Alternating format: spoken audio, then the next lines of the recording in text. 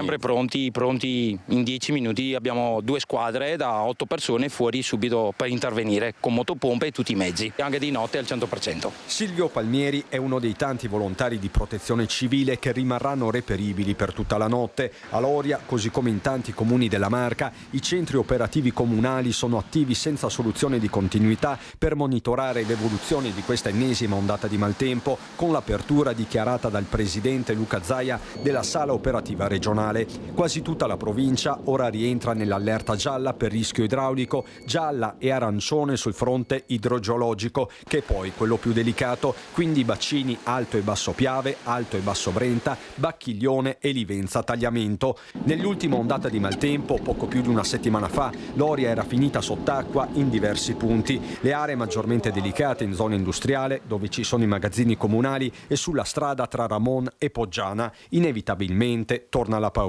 Abbiamo tanti campi che sono più alti rispetto alla sede stradale e quindi quando piove, quando ci sono queste piogge eccezionali, l'acqua confluisce tutta nelle strade e le strade poi si formano dei fossati veri e propri di fiumi in piena. Il problema dell'acqua non è da adesso, è anni, è che l'acqua viene tutta dai campi, dalle campagne che da sopra e viene tutta su e viene qua. Il monitoraggio è costante e nessuno, soprattutto in questi casi, può chiamarsi fuori. Bisognerebbe anche da parte dei privati che ci fosse anche un aiuto, chi ha il fossato privato, piuttosto di tagliare l'erba, buttarla dentro, diciamo di tenere pulito, tirarla fuori. Piccoli accorgimenti sì che vanno a tenere pulito i canali dove pressappoco sono anche tombinati sotto e quello più che altro il problema di scarico delle acque. Ma c'è anche il capitolo delle opere. Nella frazione di Bessica l'osservato speciale è il Brentone, già esondato 2 volte nei mesi scorsi. Paratie e sacchi di sabbia sono già posizionati. Per il sindaco però bisogna andare oltre l'emergenza.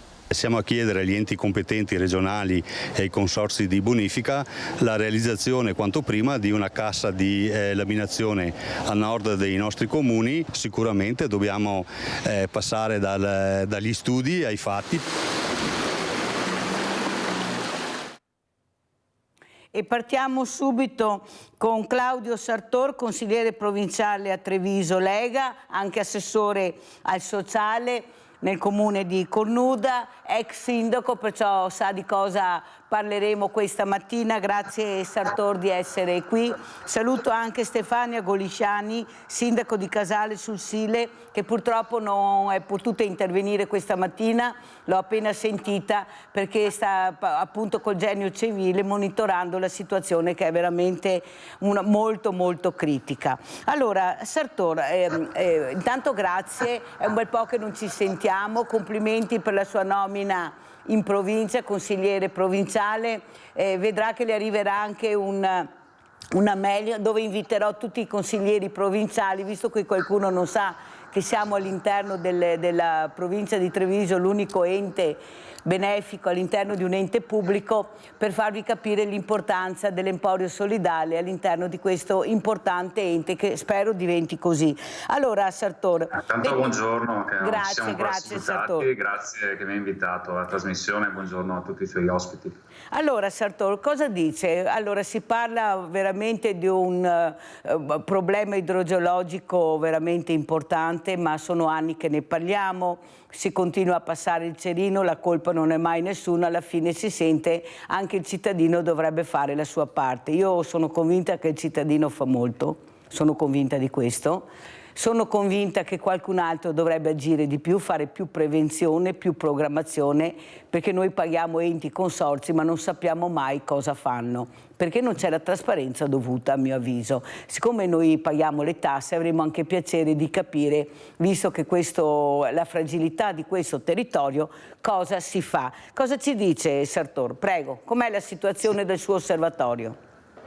Allora, diciamo che sì, lei ha toccato un tasto, è da anni che se ne parla, ma a mio avviso non sono stati fatti degli interventi adeguati. Se pensiamo che anche negli ultimi anni non ci sono state risorse adeguate messe a disposizione dei comuni e anche dei consorzi. Mi riferisco anche a tutta la partita del PNRR che ha lasciato fuori praticamente tutto il tema della bonifica ma anche del dissesto idrogeologico, e questa è una grandissima pecca.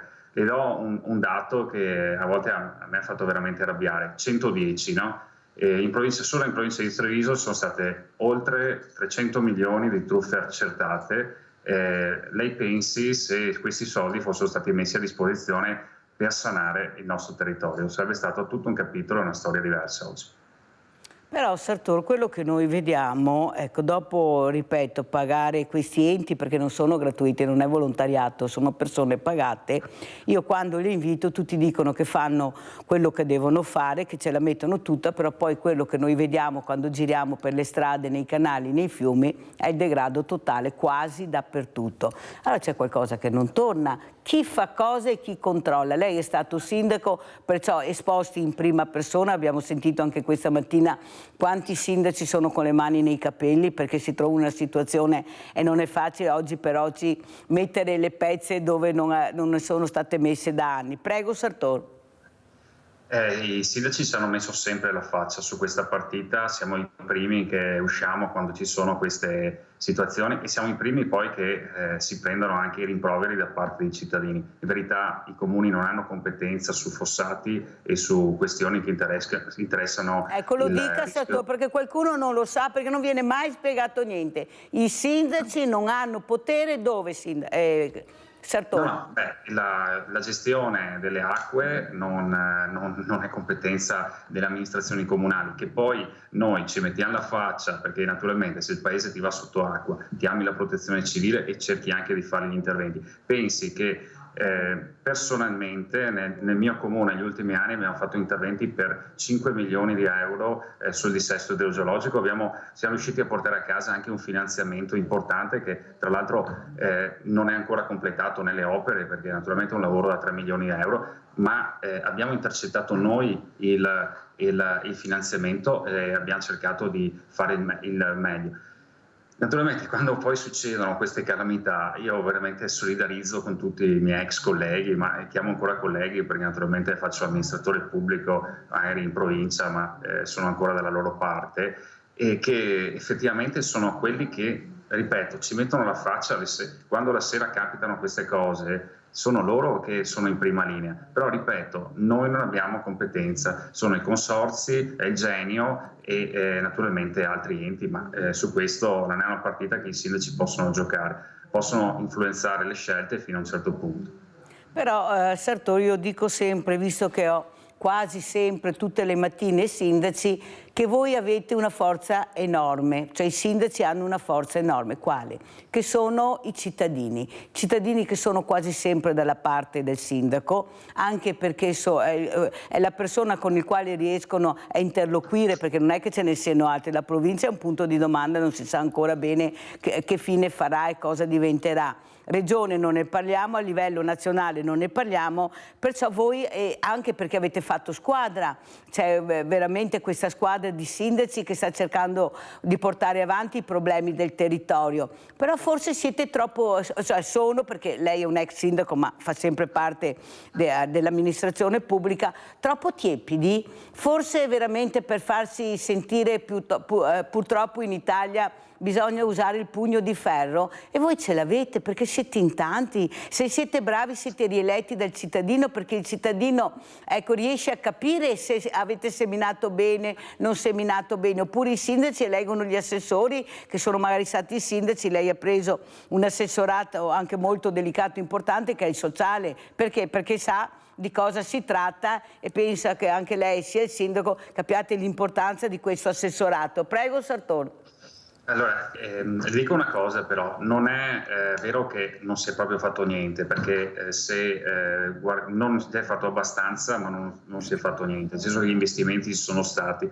Lo vorrei citarle, decreto Vaia, La Regione Veneto ha speso tutti i soldi, è stata efficientissima in questo, che erano a propria disposizione, e ha sanato molte lacune che c'erano sul nostro territorio, nel territorio del Veneto.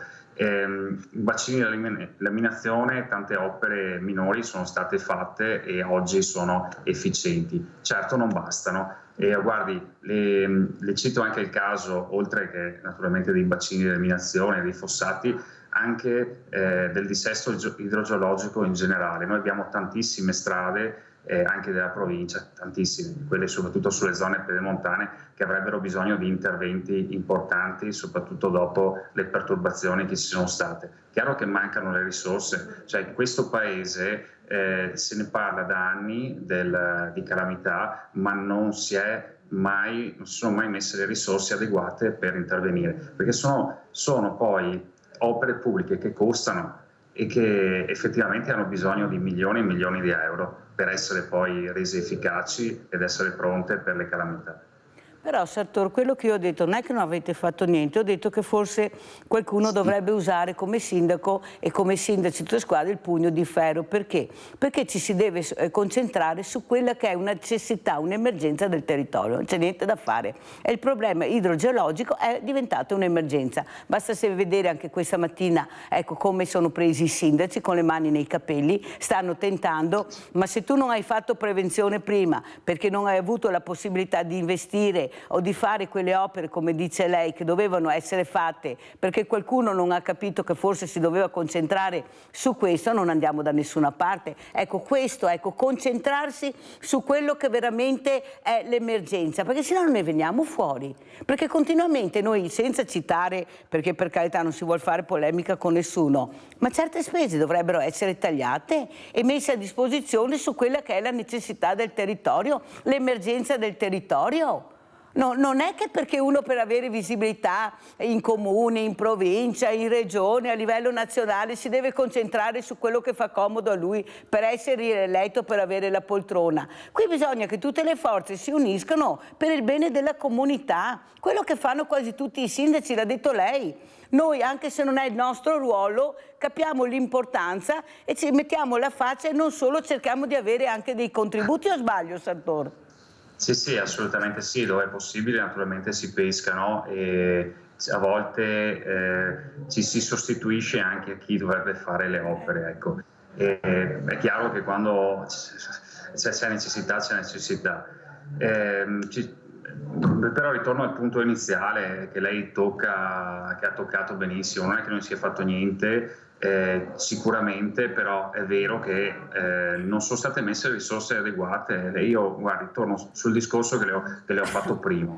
Guardi che veramente abbiamo buttato via in questi anni tanti fondi pubblici, tante risorse dei cittadini, di tasse che sono volati per, ripeto, quella dell'esperienza del 110 forse è stata la più eclatante. Cioè, se già sulla nostra provincia abbiamo messo soldi per far cambiare le caldaie di 3 anni, vecchie di 3 anni, quando invece avevamo bisogno di interventi massivi sul territorio per mettere in sicurezza le strade, per mettere in sicurezza i bacini fluviali e via dicendo, e non l'abbiamo fatto, questo è una grandissima colpa della politica nazionale, non essere intervenuta con un piano strategico che avrebbe sicuramente alleviato le sofferenze e i disagi di tante popolazioni che sono state colpite e che continuano a essere colpite ad ogni cambio di perturbazione, insomma, che vediamo anche in questi giorni. Insomma, basta un po' di pioggia e siamo sotto acqua. Sicuramente c'è stato un cambiamento climatico, perché abbiamo a volte accelerazioni importanti in pochi minuti, anche in un'ora piove quello che pioverebbe su un mese e sinceramente sì, si fa un po' fatica così a intervenire prontamente, però ecco, si poteva fare di più. Sicuramente, questo sicuramente. Grazie Sartor per essere chiaro e dire quello che è, perché è inutile. In tante parti dico bisogna essere anche chiari che non solo la politica ha avuto le proprie responsabilità. Io ho sentito storie assurde, vaccini di laminazione che sono stati emessi, non sono stati usati totalmente perché sono stati trovati reperti archeologici per cui bisognava utilizzarli a metà, intanto una parte della popolazione è andata sotto. Qui non è colpa della politica, è colpa anche di autorità che mettono paletti ovunque. Penso ai comitati che si battono contro le casse di laminazioni a destra e a manca della nostra provincia, o quando si cerca di fare pulizia negli alvei. Sì, insomma, a volte ci abbiamo messo anche noi del nostro ad ascoltare comitati e comunque pareri di persone che poi la faccia non se la mettono mai sul territorio. Allora andiamo da Rinaldo Venezia, vai Rinaldo. Ciao Mirella e Ciao. buongiorno al tuo ospite. Purtroppo Grazie, buongiorno anche a lei. in politica,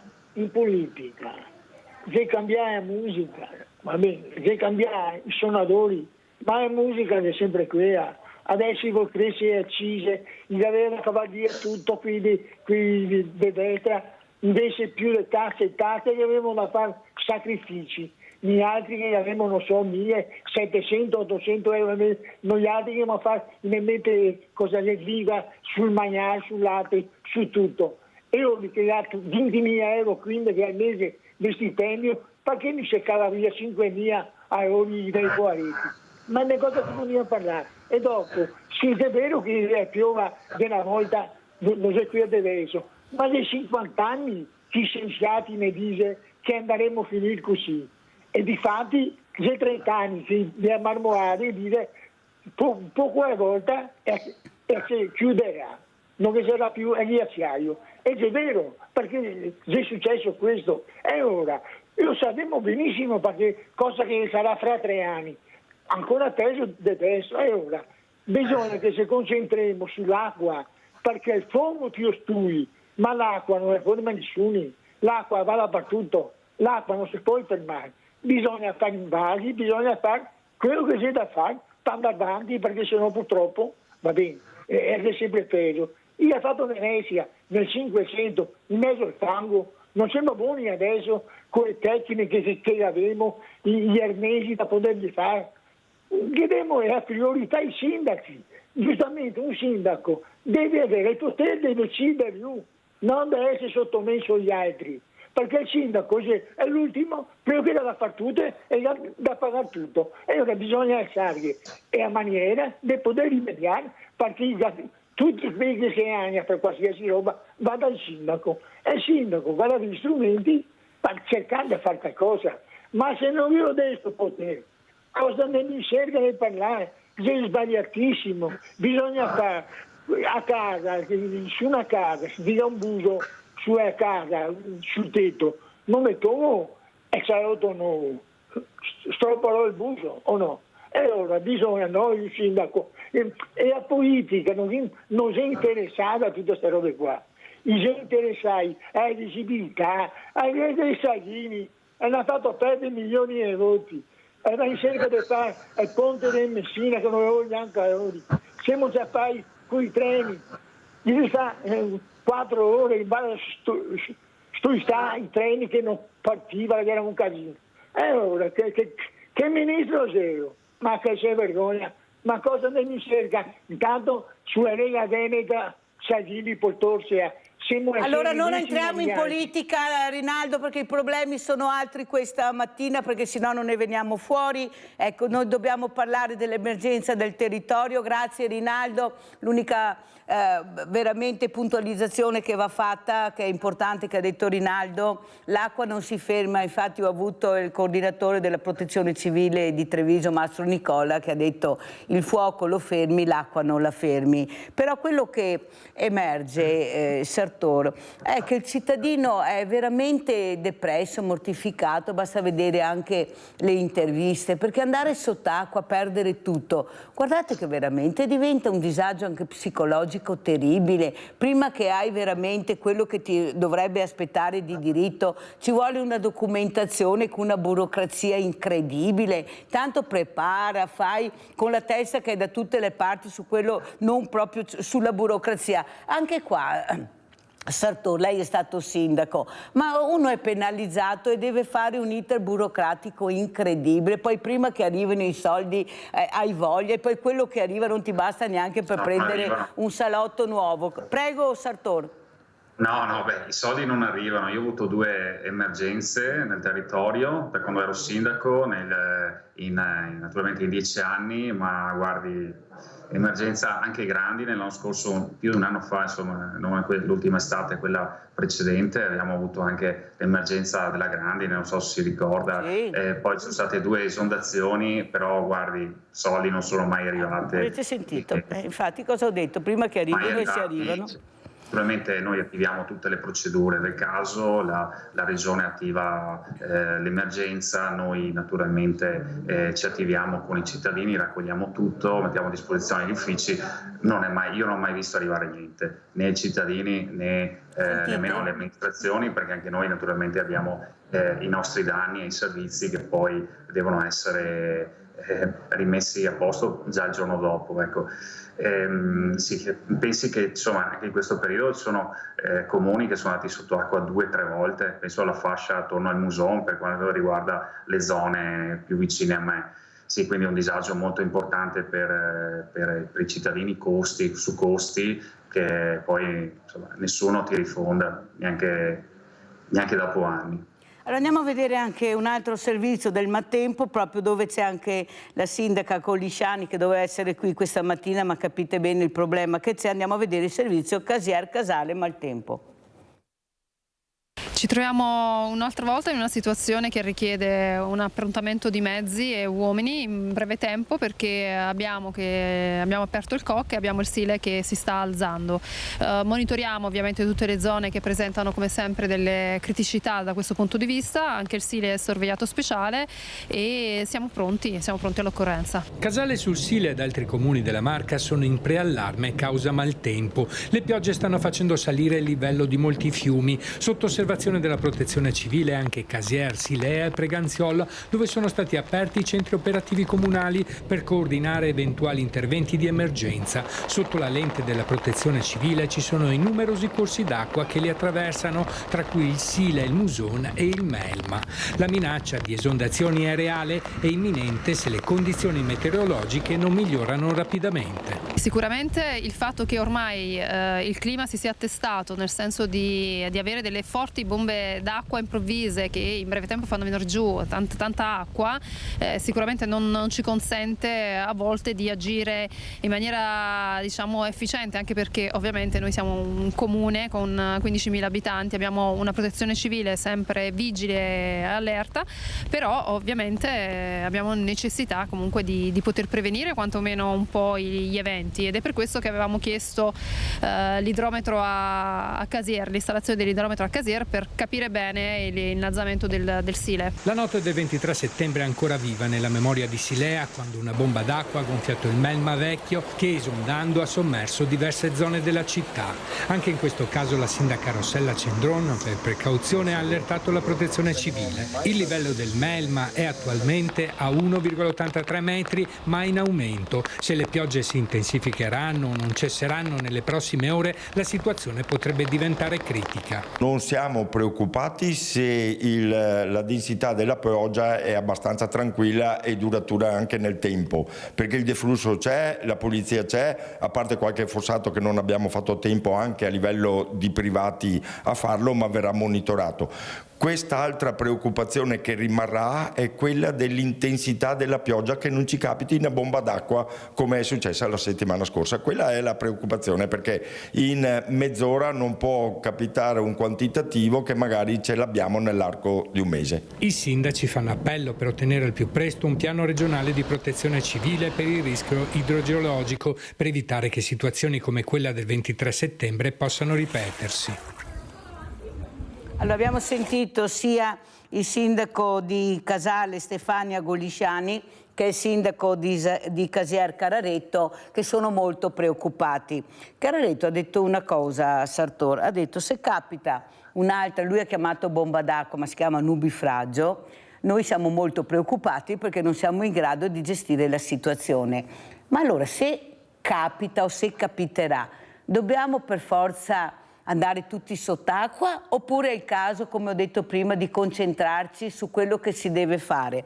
Lei, Sartor, ha detto ci sono comitati che sono contrari, noi abbiamo sindaci contro i bacini di laminazione, però io sono convinta che se forse attorno a quel tavolo tutti quanti assieme si sedessero delle persone veramente competenti, e ci sono dappertutto, e trovare una soluzione tutti assieme, invece di dire no, tu sei di destra, tu sei di sinistra, tu sei sempre contrario. Poi noi abbiamo visto addirittura sindaci della Lega che si sono opposti, e non uno, di fronte a questi bacini di laminazione, e spiegare di più al territorio cosa sono, perché vengono fatti, perché posso assicurare che non tutti hanno fatto questo, se la sono fatta e goduta, e noi da fuori non è che possiamo capire le cose, però quello che capiamo è che noi continuiamo a pagare enti, consorzi e tasse per non avere la sicurezza che dobbiamo avere assolutamente. Perché noi paghiamo tutto, Sartor, e là è il grande problema. Noi paghiamo persone che dovrebbero controllare, non rimanere negli uffici e lavorare solo col computer. Per carità, ci sarà anche chi esce, ma non è che noi vediamo tutte queste persone che vanno a controllare. Quando noi vediamo i sindaci, non è che attorno ai sindaci vediamo una marea di persone che paghiamo, che dovrebbero essere là in quel momento, come ha detto lei, e i sindaci che non c'entrano in parte devono essere là. Capisce, Sartor, che la gente a casa vede questo e veramente si arrabbia, ma si arrabbia tanto? Prego, Sartor. Intanto mi faccia fare un ringraziamento perché in tutte le immagini che avete mostrato sia all'inizio sia di trasmissione sia nell'ultimo servizio vediamo tanta gente con divisa della protezione civile, e effettivamente vanno ringraziati. Ricordiamoci, sono volontari, sono persone che danno il loro tempo e sono preparate, si preparano per proprio affrontare queste emergenze. Lo fanno, come ho detto prima, in maniera del tutto gratuita a favore della popolazione. Noi, se non avessimo le persone della protezione civile al nostro fianco, non riusciremo a fare niente, assolutamente niente.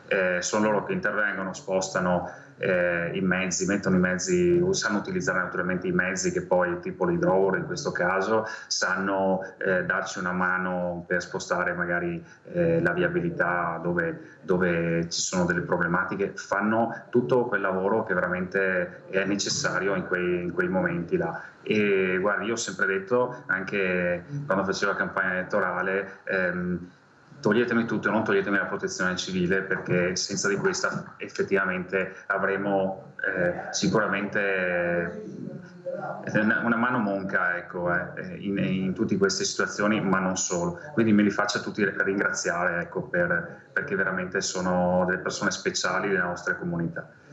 Tornando al tema che mi ha posto nella domanda, effettivamente sì, dietro i sindaci non c'è nessuno, ecco. La dimostrazione palese l'abbiamo vista, insomma, anche quando sono successe le situazioni lungo l'asta del museo. Chi si prendeva a volte anche le critiche della popolazione erano i sindaci, però erano gli unici che non avevano competenze in merito.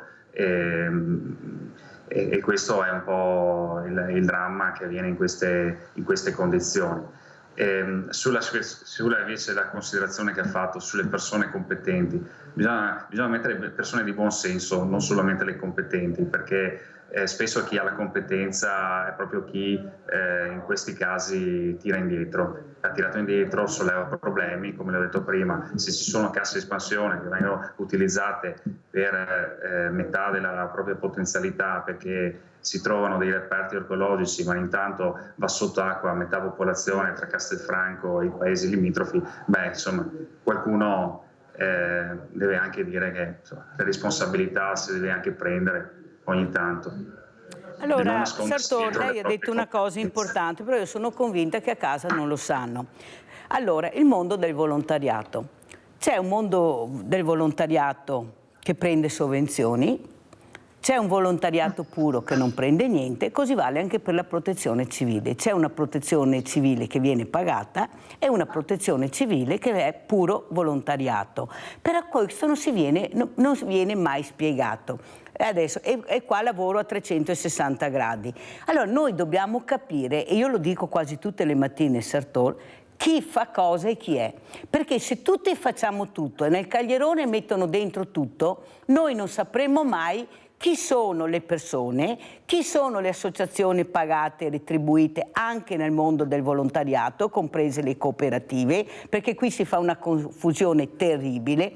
Chi dovrebbe veramente far capire l'importanza di queste associazioni, come ha detto lei, Sartor, se non ci fosse il mondo del volontariato e della protezione civile, noi veramente saremmo persi.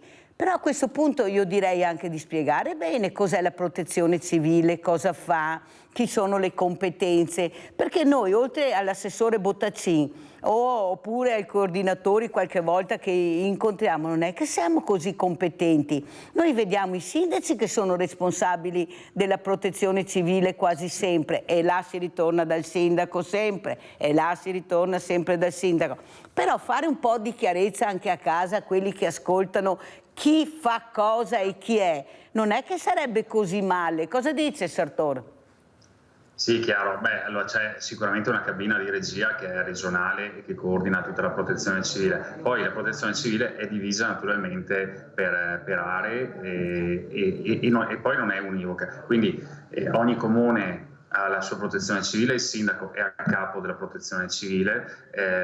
Ribadisco però che la protezione civile non può far tutto, cioè anche lì ci sono dei limiti su quelle che sono le attività che si possono fare, però diciamo che abbiamo mi permetta la parola, un bel esercito a nostra disposizione, perché ci sono, oltre alla protezione civile legata ai comuni, quindi le protezioni civili comunali, poi abbiamo sul territorio organizzazioni specifiche di volontariato, penso all'AVAB per quello che riguarda gli antincendi boschivi, penso alla protezione civile alpina o i carabinieri in congedo, che sono organizzati diversamente, però diciamo che danno la propria mano importante a quelle che sono le attività. Qua non c'è ombra di dubbio, Sartor. Abbiamo Adriano da Treviso, poi continuiamo. Vai Adriano. Buongiorno Mirella Caldato, che mi conosci. Buongiorno. Saluto anche il sindaco. Siccome io sono stato responsabile delle centrali idroelettriche Ponte della Roba e Silea per diversi anni, ho vissuto la piena del 4 novembre del 66, quella piena del 1 febbraio del 86, raggiungendo questi livelli all'idrometro della centrale, a valle della centrale di Silea, con la quota medio mare 0. Nel 66 con quella piena abbiamo raggiunto l'idrometro 4,24. Dopo quella grande alluvione è stato fatto un avvallamento sull'argine destro del Sile dopo Porte Grandi. Il 1 febbraio abbiamo raggiunto l'altezza, sempre l'idrometro di Silea, 4,27. Pertanto, in cui è entrata l'acqua anche nell'osteria danea. Se non fosse stato fatto quell'avvallamento, da Silea al mare sarebbero stati tutti sott'acqua. Una cosa molto importante, finché passava la barca Paolo, in cui era lunga 55 metri, con una portata e larga 8 metri, con una portata di 6.000 quintali, e con un pescaggio di 2,20 metri, veniva su dal mare, mi diceva il conduttore, qui guidava la barca, che i primi viaggi era impossibile farli perché il fondo non riusciva a venire avanti. Dopo, col passare del tempo, aveva fatto la strada, il tragitto è diminuito di tempo da 7 ore a 4 ore. Cosa succede questo? Manca la manutenzione, il fondo si è alzato, pertanto l'acqua, quando viene quelle stravaganze, non riesce più a contenere. Questo è a Valle di Silea, in cui in tutti questi anni fino adesso abbiamo avuto livello massimo all'idrometro 4,27, livello minimo 0,78 a Valle di Silea. Questo è venuto nel 90. Parliamo adesso delle centrali di Monte di Treviso, centrale San Martino, centrale Ponte da Roba, centrale di Silea. Quando ci sono questi nubifragi, che sono sempre stati anche nel passato, nel giro di poco tempo raddoppia la portata del Sile, raddoppia anche più. Cosa succede? Sui sbarramenti delle centrali, quando l'acqua, le turbine ricevono al massimo a parte 10, c'è una quantità di acqua che va scaricato sulle paratoie autolivellanti, ma in questi casi la maggior parte, la centrale va fuori servizio. Cosa succede? Che tutta l'acqua che passava anche per le turbine deve passare sulle paratoie autolivellanti.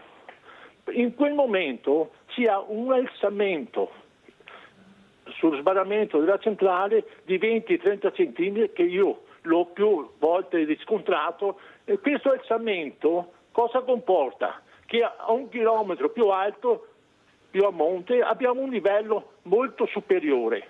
Capisce questo? Perché quella è la portata del Sile. Cosa succede? Io parlo di San Martino. Ci sono 2 paratie fisse. Una volta era presidiata, gli addetti della centrale prevenivano e aprivano queste 3 paratie. Attualmente non è più presidiata, è comandata da Alano. Quando succede queste cose, prima che intervenga l'operatore a aprire quelle paratie, ora andare sotto acqua, via Nassimbe, via Girada, perché c'è un collettore che parte da via Girada, va sul Sile.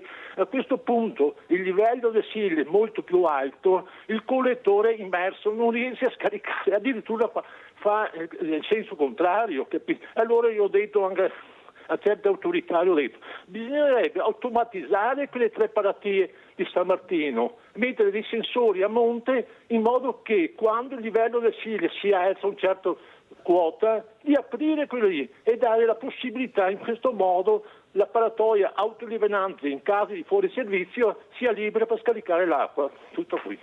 Poi guarda Adriano, intanto ti ringrazio, colgo l'occasione per salutarti. Ecco, vede, e grazie veramente, avete sentito che abbiamo persone competenti. Se anche Adriano magari fosse ascoltato, per carità può dire delle cose esatte, non può dire delle cose esatte, ma penso che sia abbastanza competente, visto il lavoro che faceva. E soprattutto ascoltare, anche perché lei ha detto una cosa importante. Sì, competenza ma buon senso. Il problema è che mancano tutte e 2, perché le persone competenti non vengono ascoltate e quelle di buon senso non fanno parte dei tavoli no, perché è così, guardi, Sartor, non lo dica a me, perché guardi che lei sa che io ne so qualcosa di ste robe qua, perché li vedo e so chi partecipa, perciò no, ci sono anche delle persone, per carità, ma dovrebbero essere molte di più, visto l'emergenza che c'è, perché sa, da tante idee può nascere una buona cosa, da poche idee nasce niente, ecco, e questo c'è il nulla, c'è veramente la noia, non riesci a capire alla fine cosa producono questi tavoli, che alla fine tante parole, ma poi noi abbiamo bisogno invece di agire, non di parole, di agire. Allora mi risponderà subito dopo la pubblicità.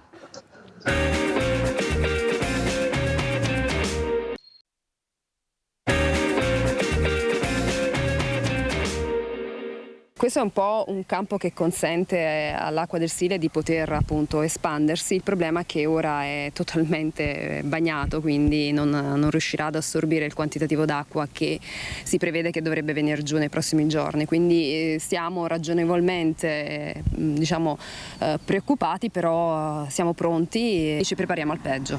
Il Terreni zuppi di acqua e le previsioni meteo che hanno fatto scattare l'allarme lanciato dalla regione di allerta rossa per le prossime ore preoccupano e non poco il comune di Casale sul Sile, già colpito dall'alluvione della scorsa settimana. Il livello del fiume che non decide a scendere. Non è andato giù ai livelli soliti, è ancora alto, è intorno ai 90, quindi sì, è alto per il suo solito, quindi sappiamo che sicuramente anche questa zona, se dovesse venire un quantitativo d'acqua come quello di giovedì scorso, questa zona andrà sotto. Tutte le squadre sono già attive sul territorio, la polizia locale che comunque sta girando per verificare le zone che sono tipicamente colpite da questo tipo di eventi. COC riaperto già in serata, il comune vuole agire in prevenzione per limitare al massimo i possibili danni che le piogge previste potrebbero provocare. Ordinati e già organizzati diversi bancali di sacchi di sabbia in vista del loro smistamento ai cittadini che abitano nelle zone più soggette ad allagamenti. Partiamo in prevenzione, quindi faremo un ulteriore giro in serata prima che comincino le piogge per organizzare i residenti e quindi aiutarli e fargli capire anche come posizionare i sacchi. Giro di ricognizione in mattinata anche della sindaca, situazione sotto controllo ma in costante allerta. In via Torcella rimarrà posizionata l'idrovora delle acque risorgive nel caso cominciasse nuovamente ad allagarsi. Consigliato ai residenti di via San Nicolò al Porticciolo di mantenere installate le paratie. In via Saccon, dove Claudio Pinna, memoria storica del paese, accompagnava i vicini di casa rimasti isolati con la barca verso la strada principale, si continua a monitorare l'andamento delle acque. C'era un detto, i vecchi dicevano che dopo una brentana doveva venire la pioggia per lavare il fango. Con sto clima qua non si capisce più nulla. Sacchi già smistati in via Torre lungo la strada che dà accesso alla Greenway e che guarda il comune di Silea. Siamo preoccupati più che altro per la possibilità del fiume Sile di ricevere, perché comunque il suo livello resta alto e quindi i fiumi che ci hanno dato i problemi affluenti del Sile come il Melma, il Nerbon e la Pentia rischiano di non poter scaricare. Monitoriamo e invitiamo la cittadinanza a essere molto prudente.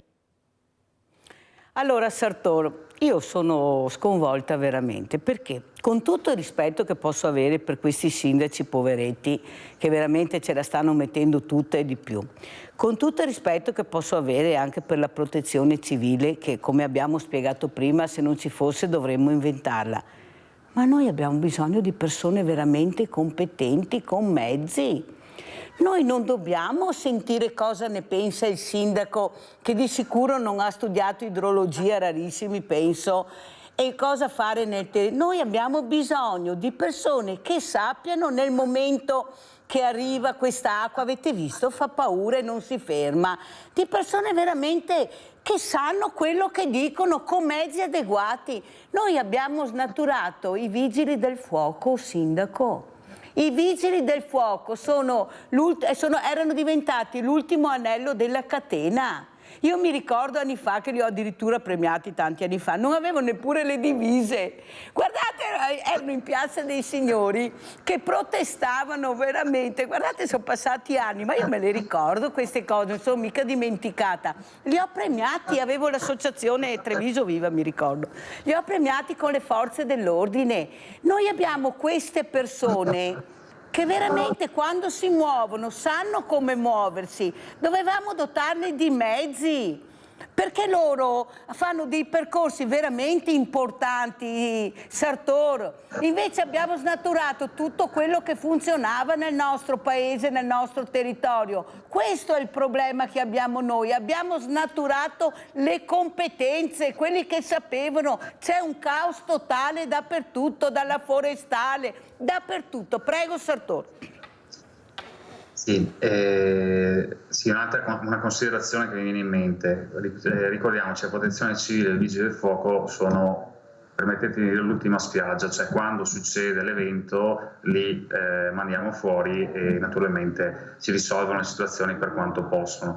Però bisogna fare un discorso precedente, cioè gli interventi da fare. Allora, provo a pensare che il Consorzio Piave ha progetti pronti per quasi 100 milioni, ma cantierabili, e diamogli i soldi, tiriamoli fuori. Se questa è un'emergenza nazionale ormai, recuperiamo queste risorse e diamole. I consorzi hanno la possibilità domani mattina di fare interventi importanti, naturalmente è un piano di medio-lungo periodo, però per mettere in sicurezza il territorio. Le ripeto, 100 milioni di progetti già pronti, di messa in sicurezza del territorio, di bonifica comunque, che potrebbero partire domani mattina se volessimo. L'importante è mettere le risorse dove effettivamente vi è la necessità.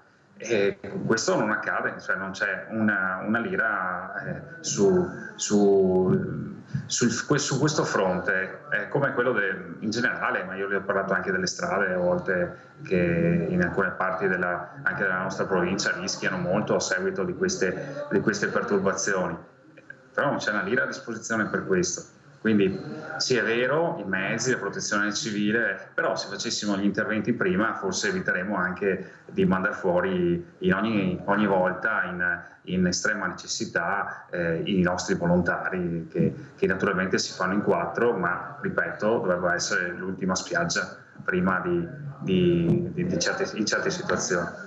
Sì, però questo si chiama programmazione e prevenzione che non viene fatta, queste sono le due parole. Però è anche vero che noi vorremmo anche capire, caro Sartor, chi fanno parte, chi sono le persone che lavorano su questi consorzi, chi sono, ecco il curriculum che hanno, perché noi continuiamo a pagare persone e non sappiamo neanche chi sono. Noi paghiamo questi consorzi, chi sono questi consorzi? Presidente, consigli, perché c'è tutto un ambaradang attorno, poi non sappiamo mai niente. Poi alla fine ci ritroviamo in queste condizioni. Allora lei dice se ci sono i progetti bisogna mettere i soldi, sì, però bisogna dargli anche persone competenti, perché siccome ha detto Adriano che veramente non è l'ultimo della classe, io poi lo conosco, in fatto di acque i centrali, bisogna tanto di cappello, e lo dico qui a voi perché io so chi ha parlato. Cioè non ne andiamo da nessuna parte, perché la politica non può sempre mettere delle persone perché magari non fanno più parte di certe amministrazioni, ecco, creare dei posti ad hoc.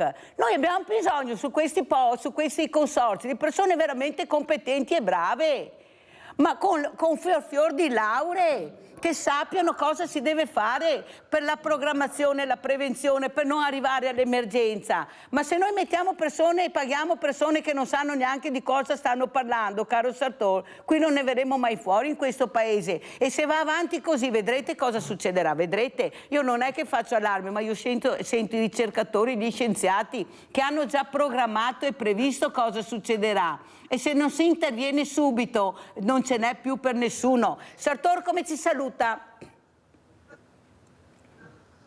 Beh, intanto la saluto, ringraziandola dell'opportunità che mi ha dato anche di spiegare alcune cose anche dal lato dell'esperienza che ho anche per quanto riguarda il ruolo che mi accingo ancora una volta a ricoprire, che è quello di consigliere provinciale. Magari in un'altra occasione approfondiremo tutte le cose che la provincia può fare e che magari i cittadini non sanno, perché ha toccato un giusto tasto, no? A volte il cittadino non sa esattamente cosa facciamo, cosa fanno le diverse istituzioni. Trasparenza, Sartor, trasparenza che non c'è, e chi paga e noi paghiamo. Pantalone paga, Sartor, così viene chiamato, tanto paga Pantalone, problemi ci sono. Grazie a Claudio Sartor, consigliere provinciale a Treviso, assessore al sociale del comune di Cornuda, di essere stato con noi. Lega, grazie, pubblicità.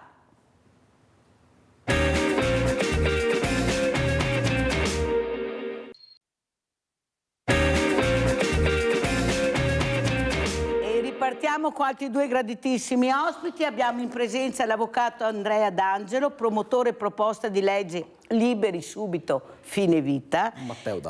Matteo D'Angelo, scusate, ma era scritto sbagliato, avvocato. E abbiamo anche Alessandro Russo, ricercatore Istituto di Ricerche Economiche e Sociali. Grazie anche a lei, professor Russo, di essere qui con noi. Allora, visto che siamo partiti, non so se lei era collegato, se ha visto qualcosa della prima parte che abbiamo parlato di questo problema che abbiamo proprio sul nostro territorio idrogeologico, perché non si è investito, perché non si capisce l'importanza di investire su un territorio fragilissimo. Allora partirei proprio da lei, professor Russo, prego.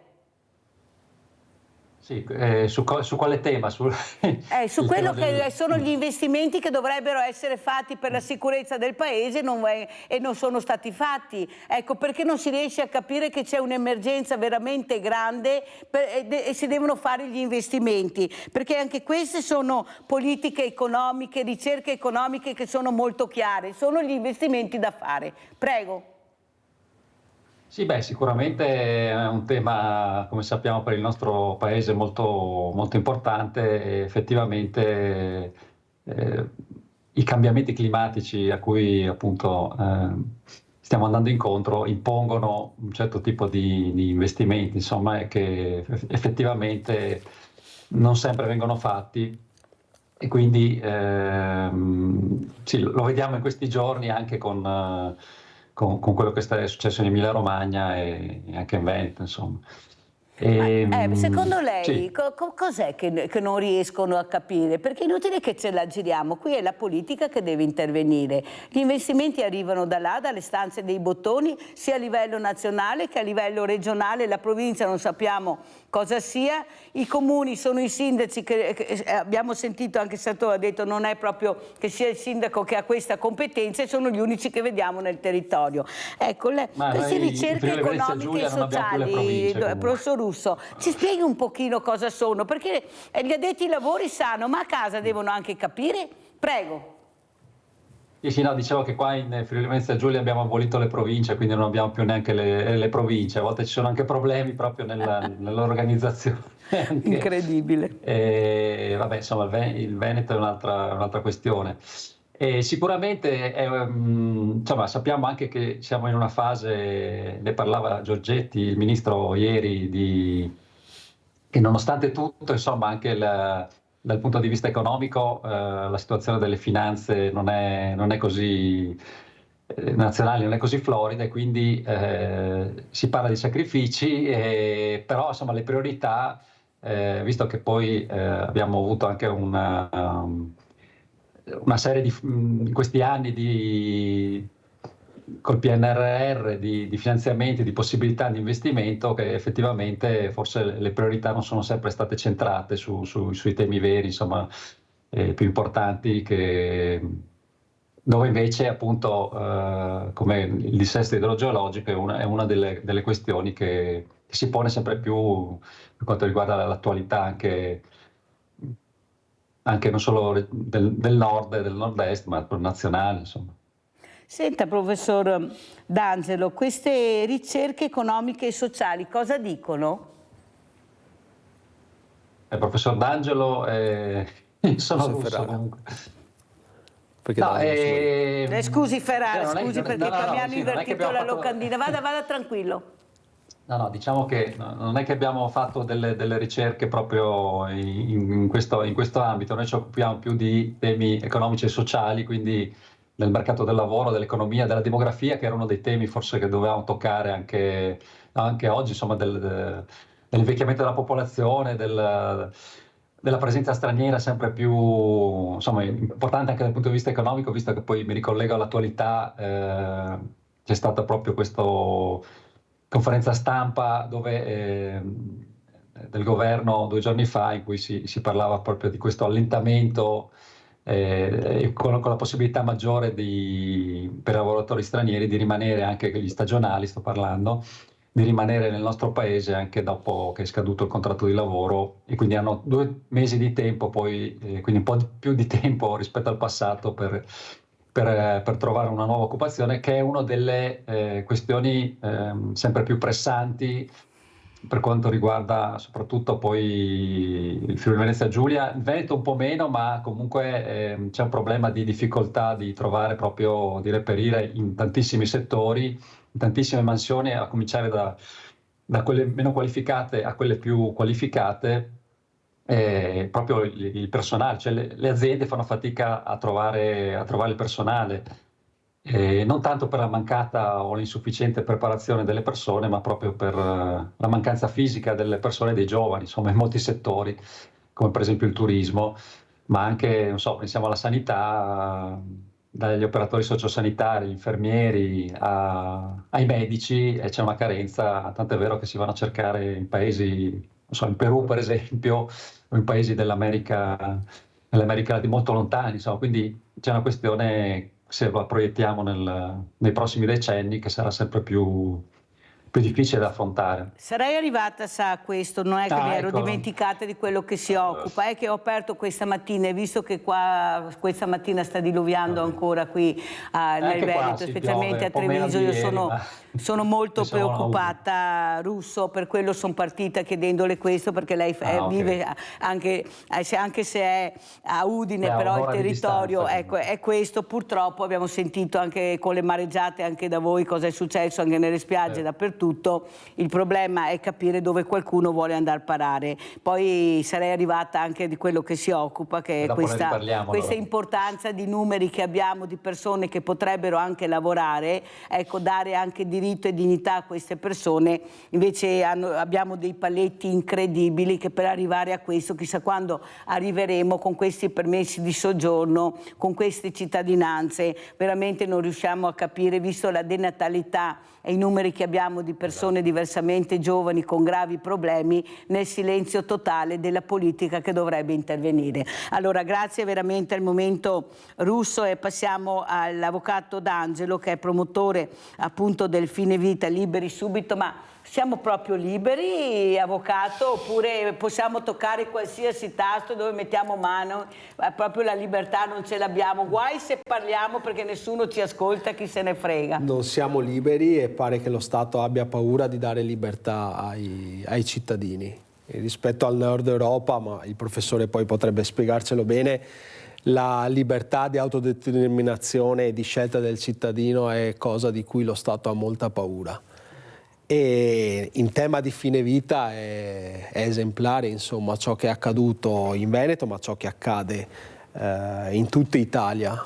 Si fatica a riconoscere un diritto a non soffrire alle persone, quando in realtà quando si è malati senza scampo di una malattia irreversibile, la fragilità, che ovviamente deve essere tutelata, le persone in fragilità, ma fragilità si tutela dando la possibilità al paziente che la sua volontà sia rispettata.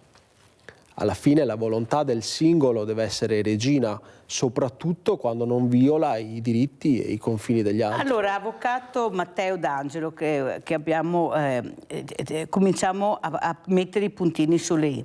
Vogliamo spiegare cos'è il suicidio medicalmente assistito e l'altra che è il fine vita, perché nessuno spiega niente, ognuno lo porta nella maniera che vuole e a casa rimangono con la bocca aperta. Io non ho capito niente. Prego, avvocato. Possiamo dire che il fine vita è l'ambito in cui ci muoviamo generale.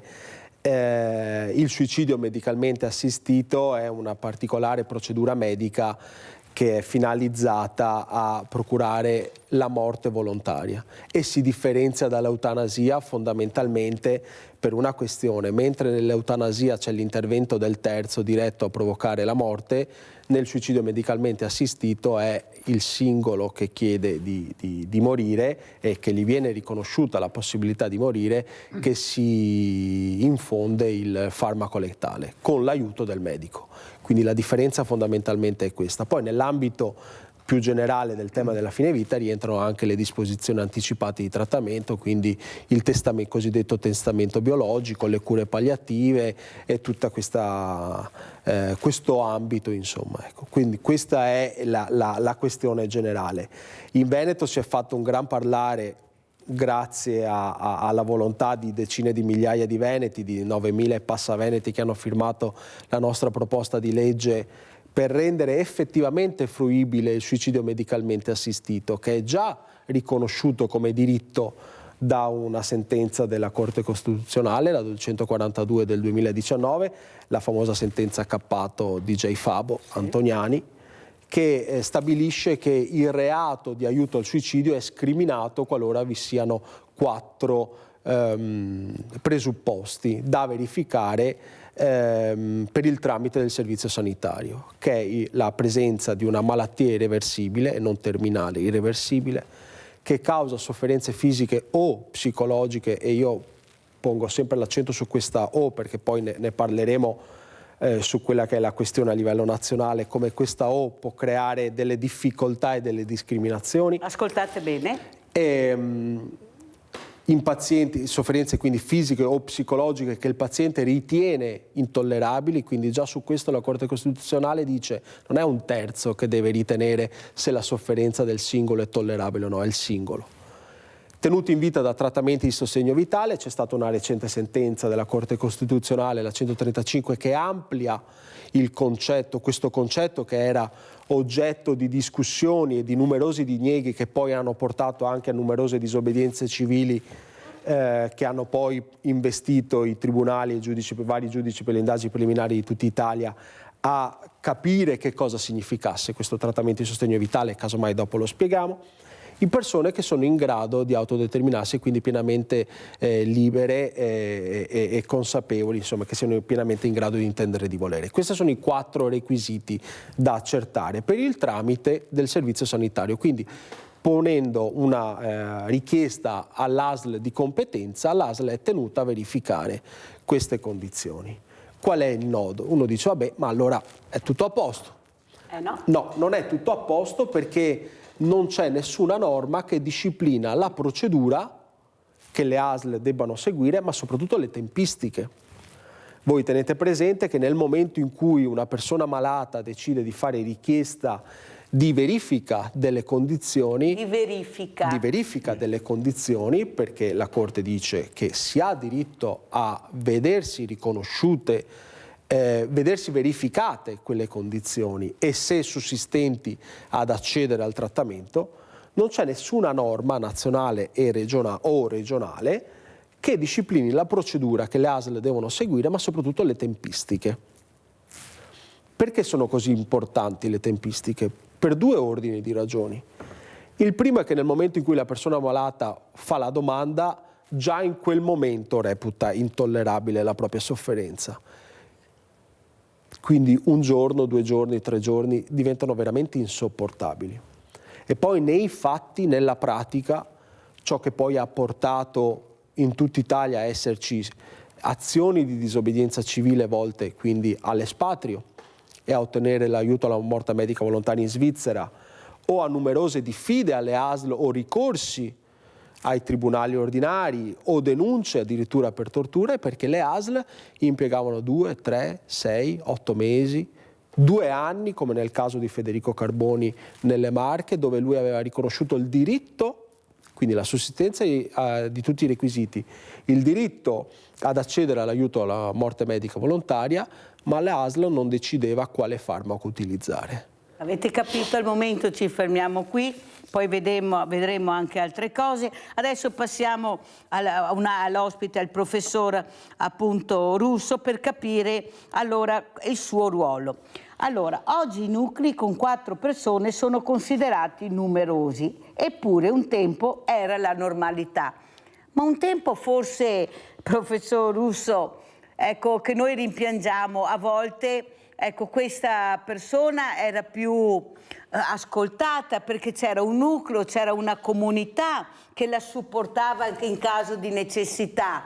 Adesso abbiamo tanto e non abbiamo niente, siamo in meno e abbiamo ancora meno nonostante ricerche, tecnologia, scienza, però i conti non tornano. Cosa sta succedendo alla comunità, professor Russo?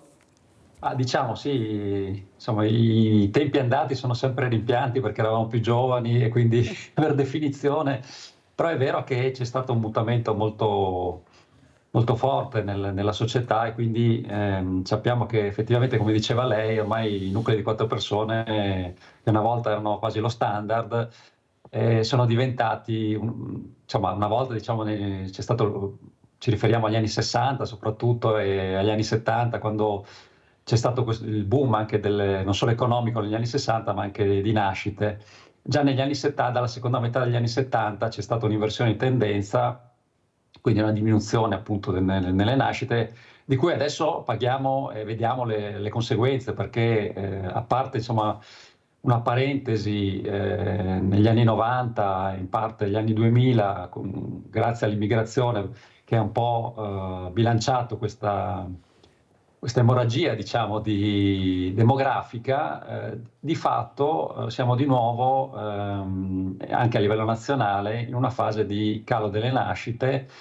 Qualche dato giusto per capire, per quanto riguarda il Friuli Venezia Giulia e il Veneto, il saldo naturale, quindi la differenza tra morti, tra decessi e nascite, è profondamente negativo. In Friuli Venezia Giulia praticamente i decessi ogni anno sono il doppio delle nascite, in Veneto più o meno 1,5 volte, e c'è solo una provincia in tutta l'Italia, quella di Bolzano, dove appunto questo saldo naturale tra nuovi nati e morti è positivo, in attivo. Quindi di fatto è una condizione comune un po' a tutto il nostro paese, con diverse sfumature, diversi accenti, ma la tendenza ormai avviata è questa. Quindi anche in prospettiva tutte le previsioni demografiche ci dicono che anche con un'immigrazione più consistente di quella che abbiamo adesso, nel breve periodo e neanche a medio-lungo termine, diciamo che la tendenza non sarà invertita. Quindi benvengano l'attenzione che c'è negli ultimi anni anche alla famiglia, che è sempre più appunto disgregata, sempre meno numericamente anche consistente, ma di fatto non sono sufficienti queste politiche, che poi molto spesso si tratta di bonus anche o di provvedimenti estemporanei, quindi non di lungo respiro, non strutturali, che invece quelli strutturali sono quelli che hanno maggiori effetti, e quindi l'unica eccezione da questo punto di vista è un po' forse l'assegno unico, che riguarda tutti, quindi lavoratori dipendenti e non dipendenti, e tangibilmente insomma ha dato un contributo per quanto riguarda anche la natalità, che però insomma, se lo confrontiamo un po' con i principali paesi europei, soprattutto insomma, si fanno riferimenti ai paesi del nord Europa, la Francia o altri, dove gli aiuti alle famiglie sono molto più consistenti e anche gli effetti sulla natalità sono maggiori. Quindi di fatto ci troviamo in una situazione che avrà delle conseguenze anche dal punto di vista economico, insomma anche per essere pratici, diciamo, nei prossimi anni, perché appunto entro 15-20 anni andranno in pensione sostanzialmente tutte le persone nate negli anni 60 e nei primi anni 70, quando appunto il numero di nascite era molto più elevato. E quindi questo sbilancerà molto il rapporto tra le persone attive, quelle che adesso lavorano e che lavoreranno nei prossimi anni, e che di fatto contribuiscono e pagano le pensioni per quelli che saranno in pensione, e saranno molti di più rispetto ad adesso.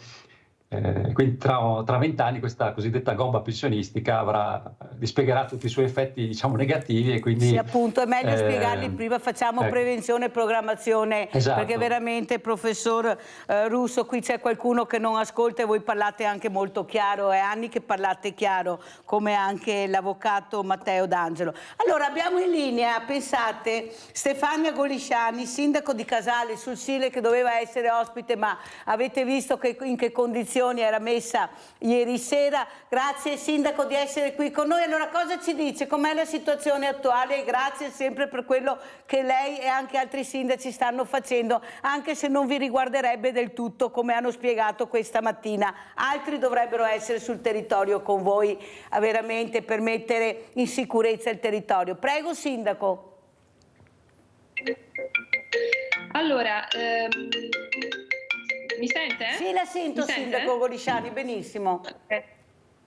Ok, allora no, e qui come sempre ormai ogni pioggia diventa un problema. Siamo sul territorio stamattina, sia ieri sera che stamattina. Ieri sera la Protezione Civile ha fatto i giri di monitoraggio, stamattina la Polizia Locale, e continueremo anche con la Protezione Civile nella mattinata e tutto il pomeriggio. Diciamo che la situazione attualmente è ancora sotto controllo. Vedo che stanno passando le immagini del porticciolo che è esondato. Anche in altre zone, insomma, del nostro territorio ci sono state delle esondazioni. Al momento la situazione è sotto controllo, non abbiamo ricevuto grandi chiamate, diciamo un paio, ma niente di preoccupante al momento.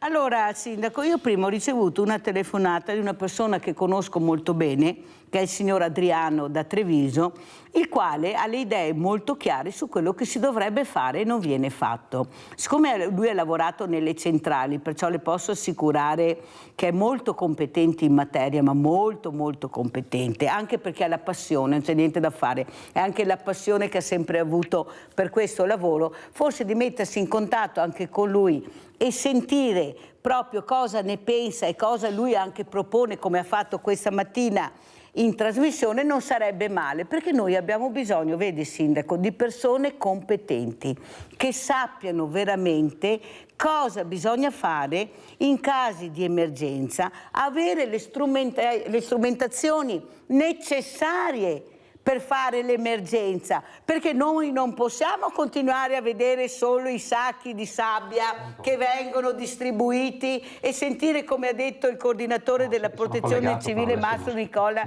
che dei cittadini gli hanno detto: ma dopo noi dove buttiamo i sacchi? Voi dovete portarli al beh, allora noi non li vogliamo. Capisce che non c'è un'adeguata informazione anche da parte del cittadino su quello che ognuno deve fare la propria parte, ma sono persone competenti. Voi con tutto quello che fate, con tutto il rispetto che io posso avere anche per lei, avvocato, e tutti i sindaci, ma non penso che abbiate studiato idrologia, che possiate intervenire. Eppure vi hanno dato il cerino, siete voi i responsabili. Cioè mi sembra una cosa fuori della logica, anche perché attorno a voi vedo solo volontari di protezione civile, non è che vedo altre persone da noi pagate, che dovrebbero essere di supporto e spiegare cosa sta succedendo e come mai è successo questo. Allora sentiamo lei, avvocato Golisciani, poi un altro avvocato, anche se stiamo parlando di fine vita, però no, scusatemi, ma dobbiamo anche mettere in sicurezza questo paese, certo. Cioè basta passare il cerino. Prego, avvocato Golisciani, sindaco di Casale. No, io la ringrazio perché è un problema che noi nei sindaci sentiamo tantissimo, nel senso che ci troviamo a dover rispondere. Noi veniamo ovviamente arriviamo nella fase poi di risposta, ma c'è tutta una fase di prevenzione che forse va studiata dagli enti competenti. Io fortunatamente ho una squadra di protezione civile sempre pronta, anche di notte, insomma, hanno fatto tutti i giri di monitoraggio. Nell'evento precedente, che è stato un evento maggiore rispetto a quello odierno, speriamo che non peggiori la situazione, ho avuto anche i miei assessori e i miei consiglieri che sono alle 4 e 5 del mattino, abbiamo fatto i giri, ci siamo dati i turni per fare i giri e per dare supporto ancora di più al territorio e alla protezione civile. Quindi sì, al momento questa fase appunto è affidata alla protezione civile e alla buona volontà anche della parte amministrativa, politica e anche dei cittadini, perché l'ultima volta ci sono stati anche cittadini che ci hanno dato una mano a fare i sacchi. Quindi diciamo quello che notiamo è che fino a qualche tempo fa c'erano degli eventi, abbiamo avuto delle esondazioni anche in passato, sto parlando appunto nel corso del tempo, anche quando io non ero sindaco, anche maggiori, però erano più rare. Invece quello che stiamo notando soprattutto in quest'anno è che sono continue, cioè, già è la quarta volta ora che ci troviamo con un'esondazione del Sile nel Porticciolo, quindi quando diventa così continuativa è difficile riuscire a starci dietro anche diciamo a livello psicologico, perché diventa pesante da gestire. Allora le presento anche gli ospiti che ho, così capisce perché mi faceva piacere se lei riusciva a mettersi in contatto, perché ho Alessandro Russo, ricercatore Istituto di Ricerche Economiche e Sociali, e poi veniamo al dunque perché c'è sempre il figlio di Arianna con la Mirella che collega. Abbiamo l'avvocato Matteo D'Angelo, promotore proposte di legge Liberi Subito Fine Vita, per far capire l'importanza di quelli che sanno di cosa parlano, perché noi se continuiamo in questa situazione con la politica che fa la padrone e non sanno neanche di cosa parlano, perché ricoprono delle volte dei ruoli o fanno ricoprire di ruoli a persone che non dovrebbero essere sedute su quelle poltrone perché non sanno di cosa parlano e cosa fanno, noi non andremo da nessuna parte. Allora abbiamo Paolo da Montagnana, poi continuiamo. Vai Paolo. Buongiorno Mirella, a te e ai tuoi ospiti. Allora Mirella, parliamo un attimo di queste alluvioni, queste inondazioni, no? Allora noi siamo nel 2024, no? Io sono andato qualche tempo fa a vedere le opere che sono state fatte dagli scariolanti, gente che ha lavorato con Cariola e Badide. Sono andato a vedere gli argini maestri del Po in provincia di Reggio Emilia, a Guastalla e a un altro paese che non ricordo. Hanno fatto delle opere gigantesche, questi argini maestri, per difendere i paesi dalle grandi piene del Po, no? Siamo arrivati, ti parlo di 100 anni fa, che hanno fatto queste opere. Siamo arrivati nel 2025 con tutti i consorzi di bonifica che sono nati, che hanno le pale meccaniche, non riescono a sistemare questi torrenti, questi fiumi. Ma io dico, dove sono questi personaggi, questi ingegneri che comandano questi consorzi? Riescono a capire e fare i lavori che hanno fatto i nostri scariolanti 100 anni fa, o li paghiamo solo perché sono là seduti e aspettano quello che succederà? Guardiamo in Emilia cosa sta succedendo. In Emilia piccoli fiumi esondano sempre. Quando ho visto quest'opera, che è un'opera gigantesca, un argine maestro, che io sono rimasto a bocca aperta quando l'ho visto, e siamo ancora nel 2025 con questi problemi. Non lo so. Grazie Paolo, grazie, molto chiaro, ti ringrazio della telefonata. Ecco, questi sono i cittadini, forse il buon senso che parlava prima l'ex sindaco Sartore, andrebbero forse più ascoltati, perché guardano, vedono e fanno anche delle proposte a volte anche importanti. Però professor Russo, quello che viene da pensare, per fortuna che non siamo più in 4, siamo 1, perché se questi sono i messaggi che arrivano, anche chi ha voglia di aumentare la famiglia, di sicuro non sono esempi positivi. Ecco, qui c'è un malessere generale che riguarda non solo i giovani ma anche i diversamente giovani. Nessuno ha risposte certe, perché non si investe nella famiglia, non si investe nella comunità e nel territorio. Eppure le ricerche ci sono, gli esperti ci sono e parlano anche molto chiaro. Prego, professor Russo.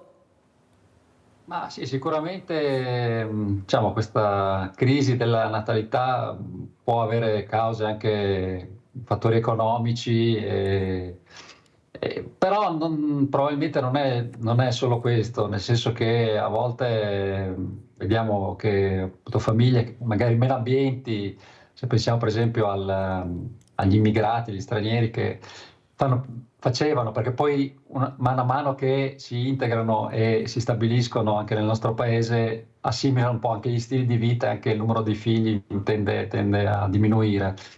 E quindi non dipende solo dalle condizioni economiche e magari da una scarsa fiducia da questo punto di vista nel futuro, ma c'è anche un cambiamento culturale di fatto da sottolineare che, appunto, visto che poi fare figli comporta anche dei sacrifici, non solo in termini economici, ma insomma chi ha bambini, soprattutto piccoli, lo sa. E quindi rispetto al passato, dove appunto era quasi un dovere sociale o insomma qualcosa di simile, passato sempre... Parliamo di ormai 30-40 anni fa, di fatto dagli anni 80 in poi questa diciamo, impellenza, questo dovere è sempre meno considerato, e quindi si prediligono anche altre considerazioni, altri tipi di realizzazione personale, quindi non è che possiamo, diciamo che il compito anche della politica sarebbe quello di mettere nelle condizioni chi vuole avere figli, anche economiche, quindi di riuscire ad averli e quindi un aiuto da questo punto di vista. Se vogliamo un po' invertire la rotta, come dicevamo prima, anche se appunto visti i numeri attuali e visto che appunto le tendenze demografiche una volta instradate non sono così facili da invertire, non bastano delle timide insomma, politiche di aiuto che appunto, come dicevo prima, spesso si basano su dei bonus estemporanei per cercare di rimediare insomma, a questa tendenza negativa demografica.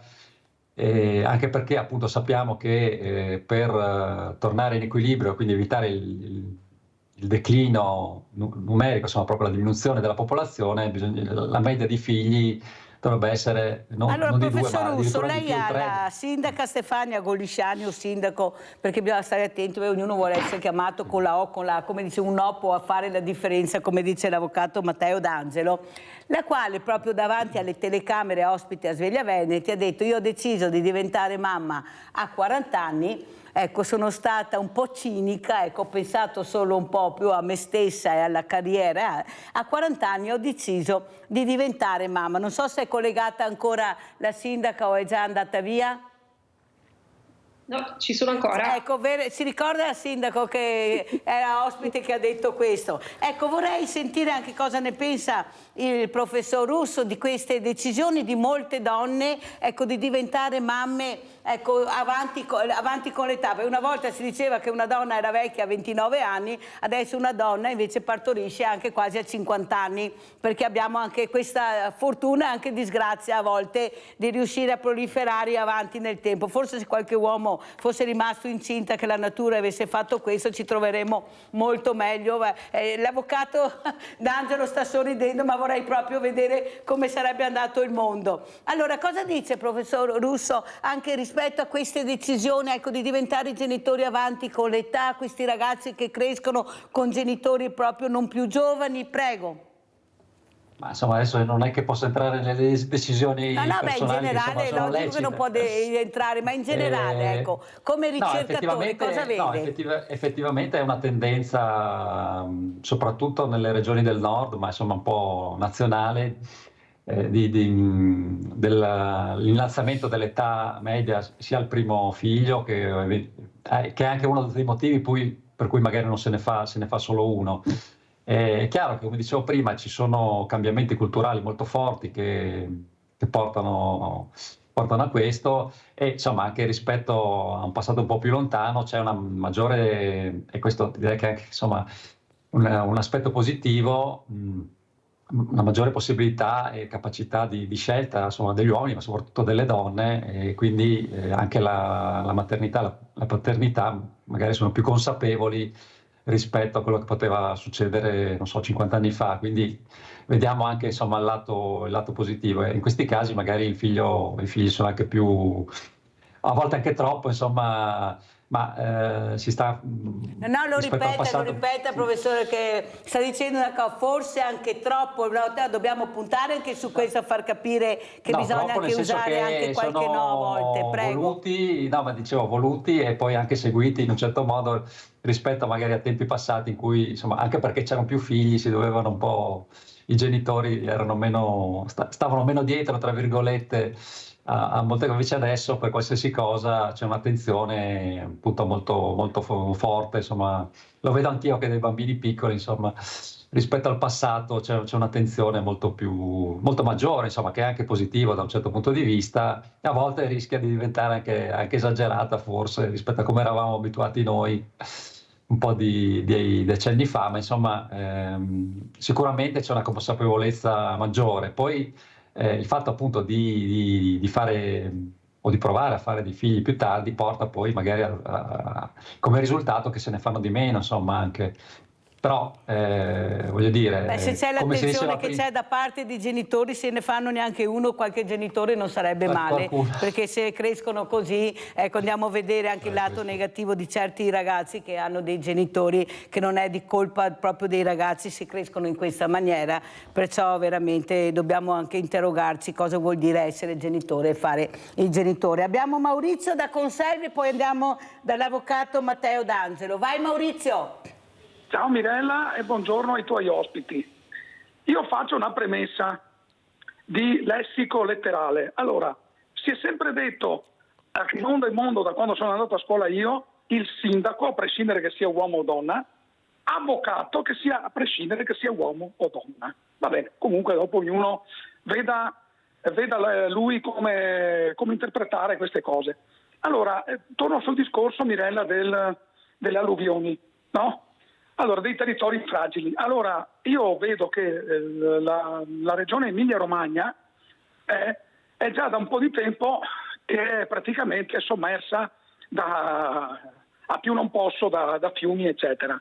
Ma io dico una cosa, ma il signor Bonaccini, che è il il responsabile della regione dell'Emilia Romagna, dove li ha buttati i soldi? Perché io ho fatto anche dei calcoli, allora di quasi 60 milioni di euro nelle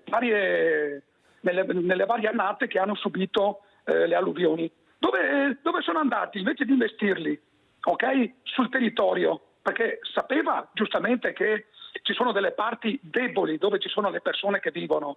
Perché non ha investito lì? Dove li ha buttati? Sulle feste dell'unità? Cioè, questo lo penso io, non è che lo pensano gli altri. Cioè, questo voglio dire che ogni regione ha dei soldi per investirli sul territorio, e se non vengono investiti sul territorio che è fragile, debole, si rischia queste cose. Cioè, il primo che deve intervenire il responsabile della regione Veneto, quindi il presidente della regione, della regione Emilia Romagna, in questo caso. Grazie lui... Maurizio, bisogna anche spiegare bene, perché vedete, siete davanti alle telecamere. Allora, non è Bonaccini che, anzi, lui aveva chiesto che fossero dati questi soldi a lui come presidente della regione, però è stato messo un commissario che si chiamava Figliuolo. Qui ho l'avvocato D'Angelo che annuisce con la testa, che bisogna dire le cose anche come stanno, perché sennò non si può sparare a zero su persone che, voi capite che è stato dato questo potere al generale Figliuolo per gestire questi fondi. È vero, avvocato? Qui sì, scusi se passiamo... aveva gestito la pandemia Figliuolo. Quindi esatto, aveva gestito la pandemia, perciò è giusto dire quello che è giusto anche al nostro Maurizio da Conselve, perché vedete l'importanza di capire bene, di ascoltare, perché sennò la confusione regna sovrana. Quello che però appare, e io sono molto contenta di averla ospite, avvocato D'Angelo, perché come vede dalle telefonate sto fine vita non entra molto. Perché? Perché non conoscono.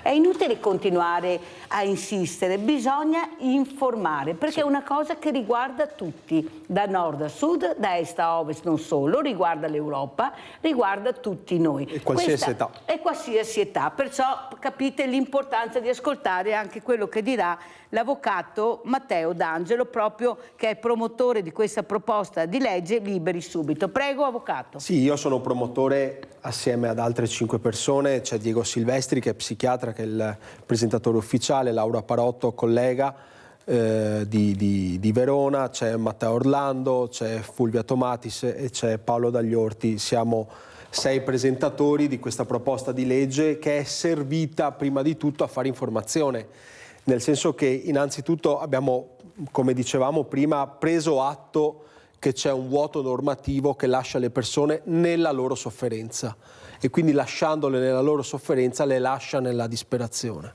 perché non c'è una norma che disciplini procedura certa e tempi celeri, cosa che invece la nostra proposta di legge fa. E poi abbiamo appreso e abbiamo constatato, anche perché molti di noi si occupano di altri ambiti di tipo sociale e appunto con le informazioni, i tavoli informativi sul testamento biologico, su vari temi, che sul tema c'è molta confusione. Quindi il percorso di raccolta delle firme è stato utilissimo in questo senso. E hanno risposto? Hanno risposto, e devo dire anche che hanno risposto molto più la domenica dopo la messa che il sabato. Questo per dire, per già mandare la palla avanti per chi ne vuole fare una lotta tra cattolici e laici. Io sono cattolico, sposato in chiesa, battezzato i miei figli, eppure mi sento un laico. Semmai è una battaglia tra clericali e laici, e soprattutto cattolici laici. E abbiamo... Avvocato, la fermo un secondo perché abbiamo in linea, se no mi cade la linea, certo. Diego Silvestri. Eccolo. Vede, eccolo, ha detto l'avvocato. L'ho nominato. D'Angelo ha nominato, eccolo qua. Buongiorno Silvestri, grazie di aver chiamato, prego. Buongiorno. Allora, io mi presento, sono il presentatore della proposta di legge regionale Liberi Subito, e saluto l'avvocato D'Angelo.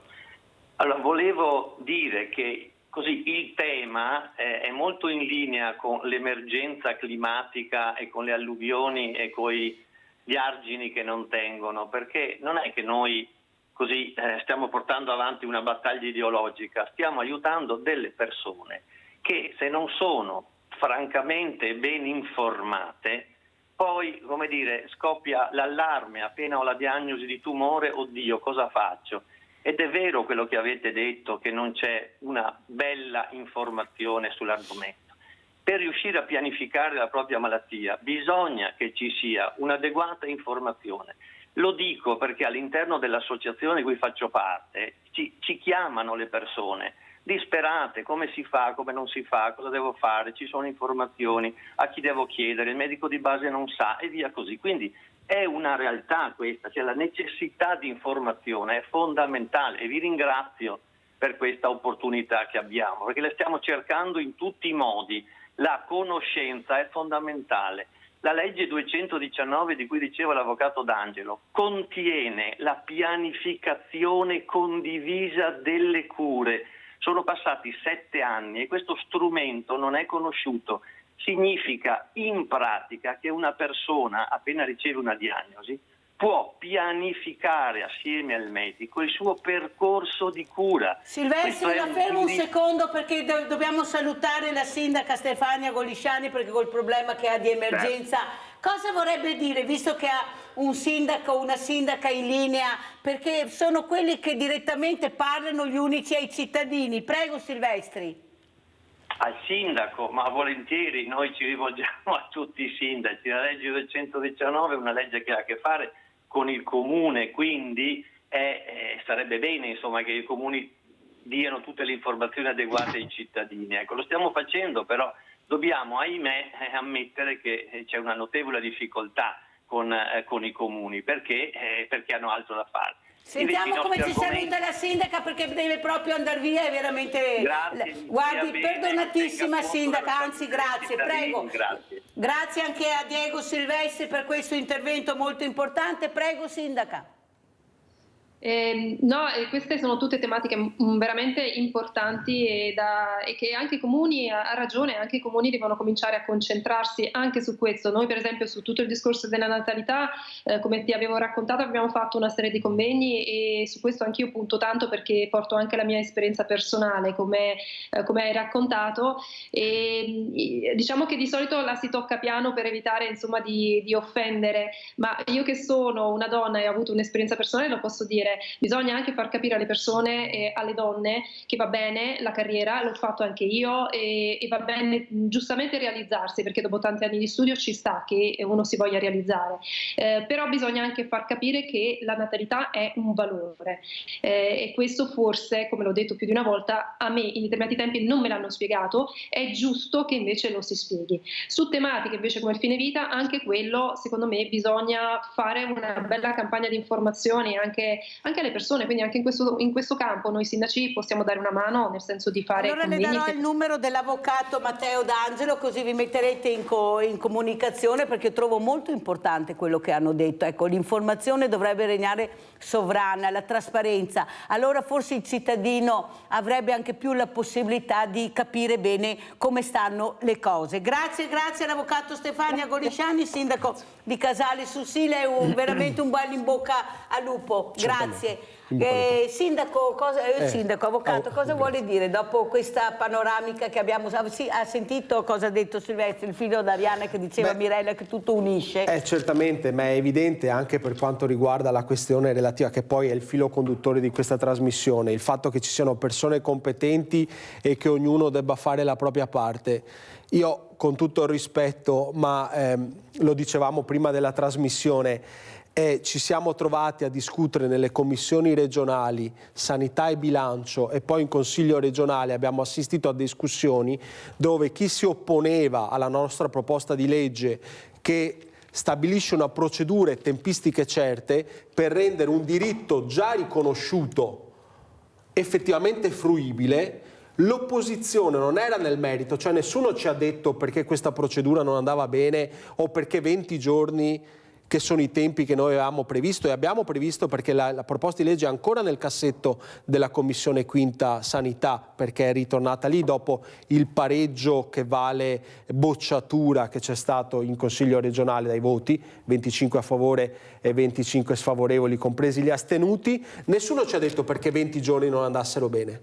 Allora io con tutto il rispetto che ho per i consiglieri regionali, però ognuno deve fare la sua parte, ognuno come può ognuno quanto può, però le istituzioni devono anche fidarsi dei cittadini, nel momento in cui i cittadini portano loro un'istanza, perché se c'è stata questa proposta di legge che ha visto coinvolti 9.000 cittadini a firmare, ha visto coinvolti sindaci, assessori, decine di eventi pubblici, centinaia di banchetti per le strade di tutto il Veneto, allora le istituzioni devono fare la propria parte anche avendo l'umiltà di ascoltare i cittadini, perché lei diceva giustamente le persone competenti. Allora io, da chi è eletto in Consiglio regionale, faccio un esempio, ma perché ci riguarda come regione, da 3.000 cacciatori e magari fa l'allevatore di bovini, io non mi posso sentire un'opposizione sotto il punto di vista penale della proposta di legge se non mi è argomentata.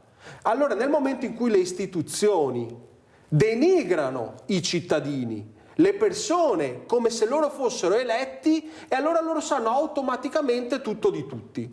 Allora anche le istituzioni devono fidarsi dei cittadini, perché deve essere un rapporto reciproco, perché se le istituzioni vogliono che i cittadini si affidino a loro, tutte le istituzioni e tutti i livelli istituzionali, voi avete fatto l'esempio dei sacchi, e il cittadino che dice no beh allora ma se lo devo smaltire io fallo tu.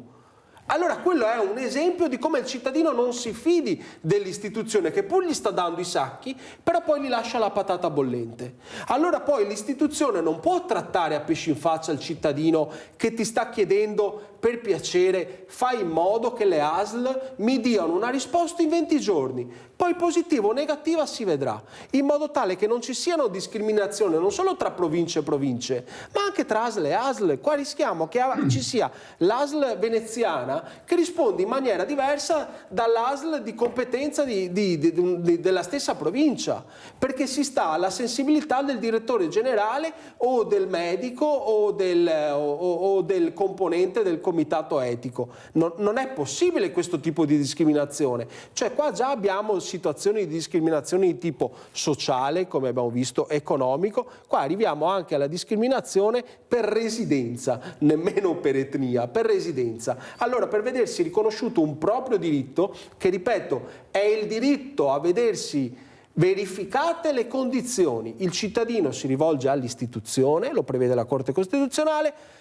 e dice verifica che io abbia queste condizioni, in caso affermativo devi erogare il trattamento che io ti chiedo perché voglio smettere di soffrire. Allora le opposizioni che ci hanno fatto hanno detto bisogna potenziare le cure palliative. Verissimo, perché il Veneto, che per la sanità è una regione all'avanguardia, però ha una scopertura del 50% sulle cure palliative. Però avvocato, lei ha detto una cosa importante prima. Io sono cattolico, cristiano, ma sono anche laico. Certo. Forse è proprio il mondo cattolico, ecco, questa Chiesa che forse mette dei paletti, anche se magari non sono dei paletti visibili, ma dei paletti che magari pochi conoscono, ma ci sono. Credo che sia più che il mondo cattolico, noi ne parliamo tutti i giorni con rappresentanti istituzionali, con persone che vengono ai convegni, con malati, che, ripeto, ci sono il 90% e passa degli elettori del Partito Democratico sono favorevoli, ma anche l'80% degli elettori di Fratelli d'Italia sono favorevoli. Allora io faccio due conti e dico, ma perché ci sono 5 consiglieri regionali di Fratelli d'Italia?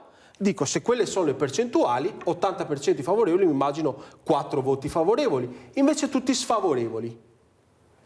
Allora quella è la dimostrazione dello iato, del distacco delle istituzioni dalle istanze dei cittadini. Ma perché? Perché non è il mondo cattolico, è perché purtroppo sempre di più, lo vediamo quotidianamente, i nostri rappresentanti istituzionali sono scelti tramite gruppi di interessi o per censo. Stiamo diventando un'oligarchia. Chi ha più potere e chi ha più risorse economiche ha più facilità di farsi sentire. Però io ho avuto ospiti una donna, che non faccio nomi, molto ammalata, lei la conoscerà sicuramente, che stava facendo una battaglia incredibile per avere dignità di quello che vuole lei, non ce la faccio più, però c'è questo comitato etico-scientifico che ha dato parere sfavorevole.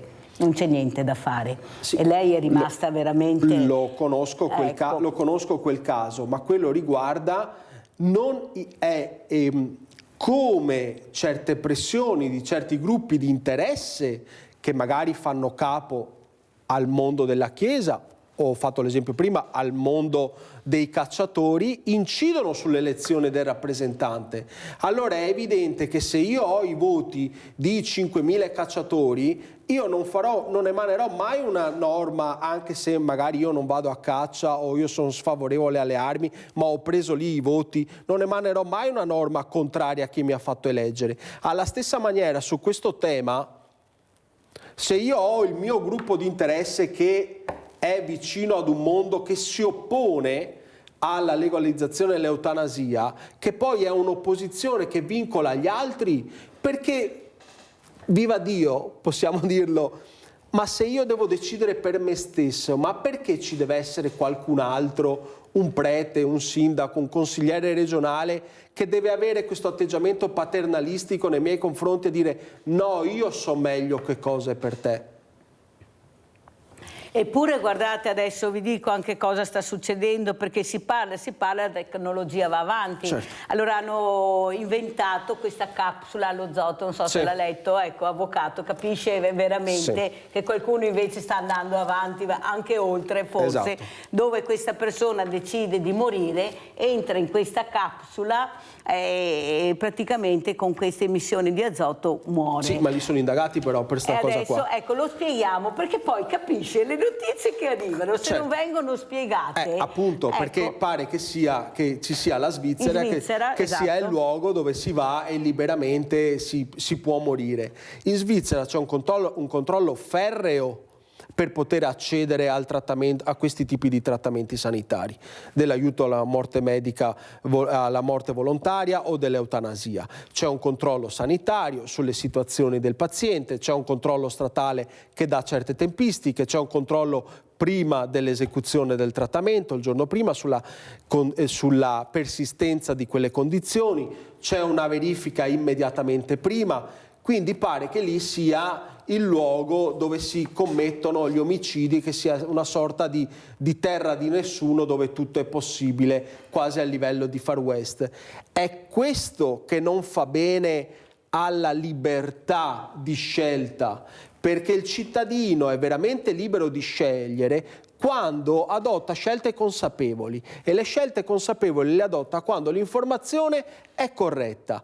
E oltre a programmi televisivi come questi, oltre a giornalisti impegnati su questo tema, perché a più riprese lo riprendono, come c'è stata la ripresa dopo il Festival del Cinema a Venezia, che ha visto premiato Almodovar proprio su questo tema, Fatalità a Venezia, che è la prima regione dove abbiamo raccolto le firme in tutta Italia, che ha vinto appunto, quindi Venezia e il Veneto ritornano su questo tema costantemente, ed è un segnale che la cittadinanza sta continuando a mandare alle istituzioni. Le istituzioni continuano ad avere questo atteggiamento paternalistico nei confronti delle persone che chiedono semplicemente di vedere riconosciuti i propri diritti ad autodeterminarsi e che chiedono, come nel caso della proposta di legge, vedere un diritto già riconosciuto effettivamente fruibile, perché se un diritto non è effettivamente fruibile è un diritto che viene violato ab origine. Molto chiaro, penso che più chiaro di così l'avvocato Matteo D'Angelo non poteva essere. Abbiamo sentito anche Diego Silvestri con la telefonica. Allora io adesso chiedo al professor Russo come ci saluta, cosa vuole dire, forse meno burocrazia, più apertura verso queste persone che veramente con le guerre che ci sono e col cambiamento del clima ne avremo sempre di più. In fin dei conti sono delle persone che hanno diritto anche di trovare un posto come l'abbiamo fatto noi, perché ecco, non saremmo saliti sui barconi, ma abbiamo sofferto anche noi quando emigravamo per trovare la nostra dignità, e poi si è visto. Prego professore.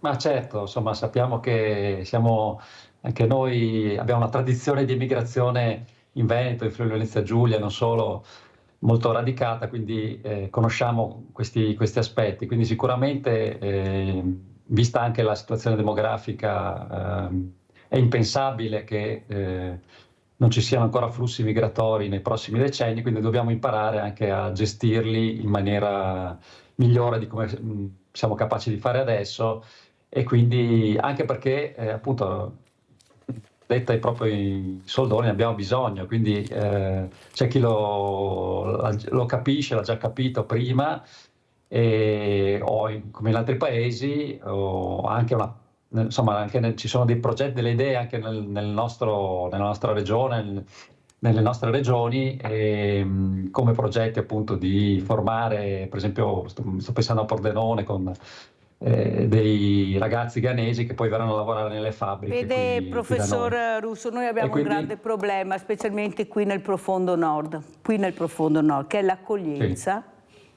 e la formazione. Ecco, noi purtroppo è passato il messaggio che queste persone che arrivano, specialmente quelle di colore nero specialmente, sono tutti spacciatori, violentatori.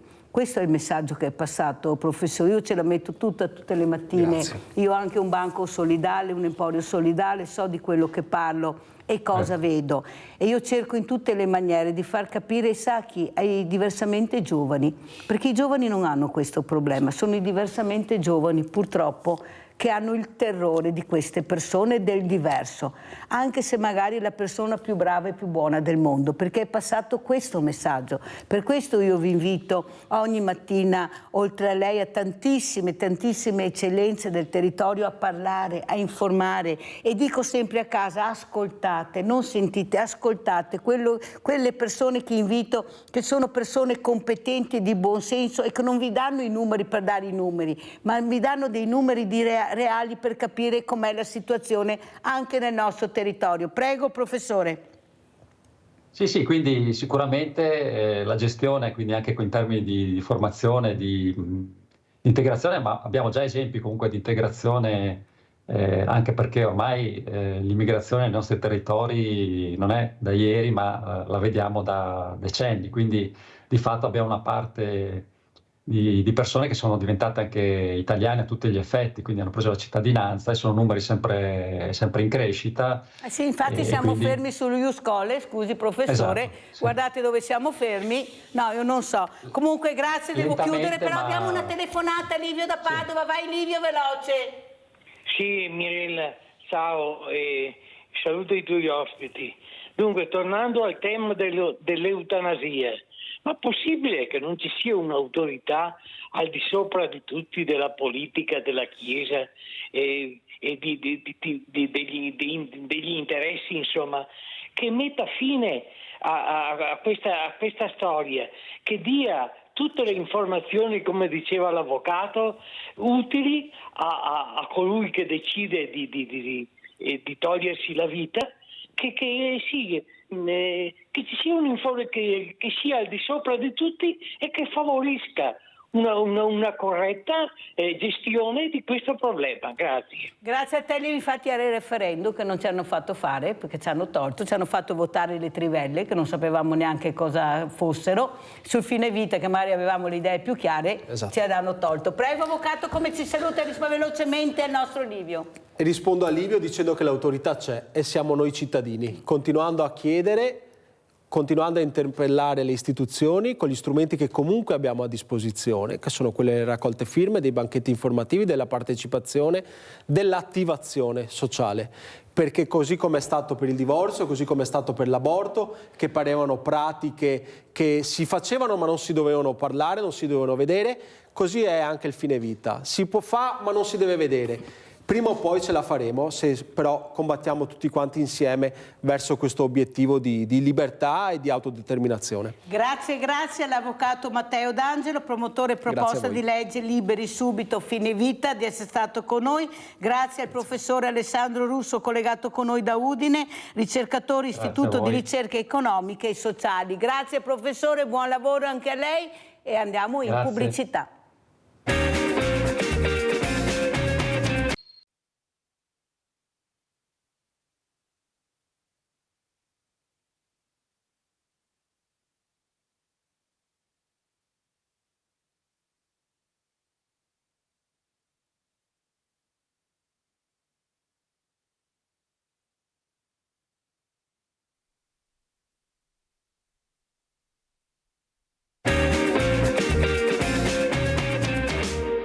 Ha diretto la questura di Savona negli ultimi 2 anni e mezzo e nella sua carriera spicca un forte impegno sul fronte del contrasto alla violenza di genere e degli abusi sui minori. Alessandra Simone, nuovo questore di Treviso, ha ideato infatti il protocollo EVA utilizzato dai poliziotti nel primo intervento in caso di maltrattamenti in famiglia e il protocollo Zeus con il decreto di ammonimento del questore per stalking, maltrattamenti e cyberbullismo. I 2 protocolli sono stati adottati dalla polizia a livello nazionale. Esiste uno strumento importante di prevenzione nell'ambito delle violenze domestiche che è l'istituto dell'ammonimento del questore, che comporta la possibilità di intervenire al primo schiaffo, anzi oggi grazie a delle modifiche legislative importanti anche prima del primo schiaffo, alla prima minaccia, e far sì che interrompendo il ciclo della violenza non si arrivi ai purtroppo tristissimi femminicidi. La violenza domestica è un problema di tutti, della collettività. Chissà, può far intervenire le forze dell'ordine protetto dall'anonimato. Il questore sa che a Treviso dovrà affrontare anche la questione delle baby gang. Io parlerei di disagio sociale dei giovani, di un disagio sociale diffuso e generalizzato a tutte le province d'Italia, col quale sicuramente dobbiamo confrontarci. Per questo assicura che dialogherà con i ragazzi, ad esempio attraverso una serie di visite nelle scuole trevigiane, e poi porte degli uffici della questura sempre aperte per i cittadini. Con loro bisogna collaborare e dare risposte. Punto sulla prevenzione e faremo di tutto per prevenire. E se i cittadini, che sono i nostri occhi e le nostre orecchie, collaborano e si apre un rapporto di dialogo costruttivo, sicuramente faremo un salto di qualità. E chi meglio di Maurizio Ferrara, coordinatore nazionale Sindacato Polizia di Stato, segretario generale della Federazione Sindacale Polizia di Stato, di commentare questo arrivo e questo che ha detto il nuovo questore a Treviso. Ringrazio anche Luca Spavanetto, che è consigliere regionale capogruppo di Fratelli d'Italia. Sentiremo anche da lui i percorsi che veramente la politica deciderà di fare e di intervenire, soprattutto perché non è un'emergenza, ma questo disagio giovanile comincia a infastidire non solo la Mirella tanto, ma anche le persone specialmente diversamente giovani che hanno paura di uscire alle 5 del pomeriggio perché chissà cosa trovano. Saluto anche, se è collegato, anche Marco Torresan, presidente Associazione Padovani Incontinenti e Stomizzati, che domani farà una camminata per far capire l'importanza dell'informazione anche su questi temi molto delicati. Grazie Marco.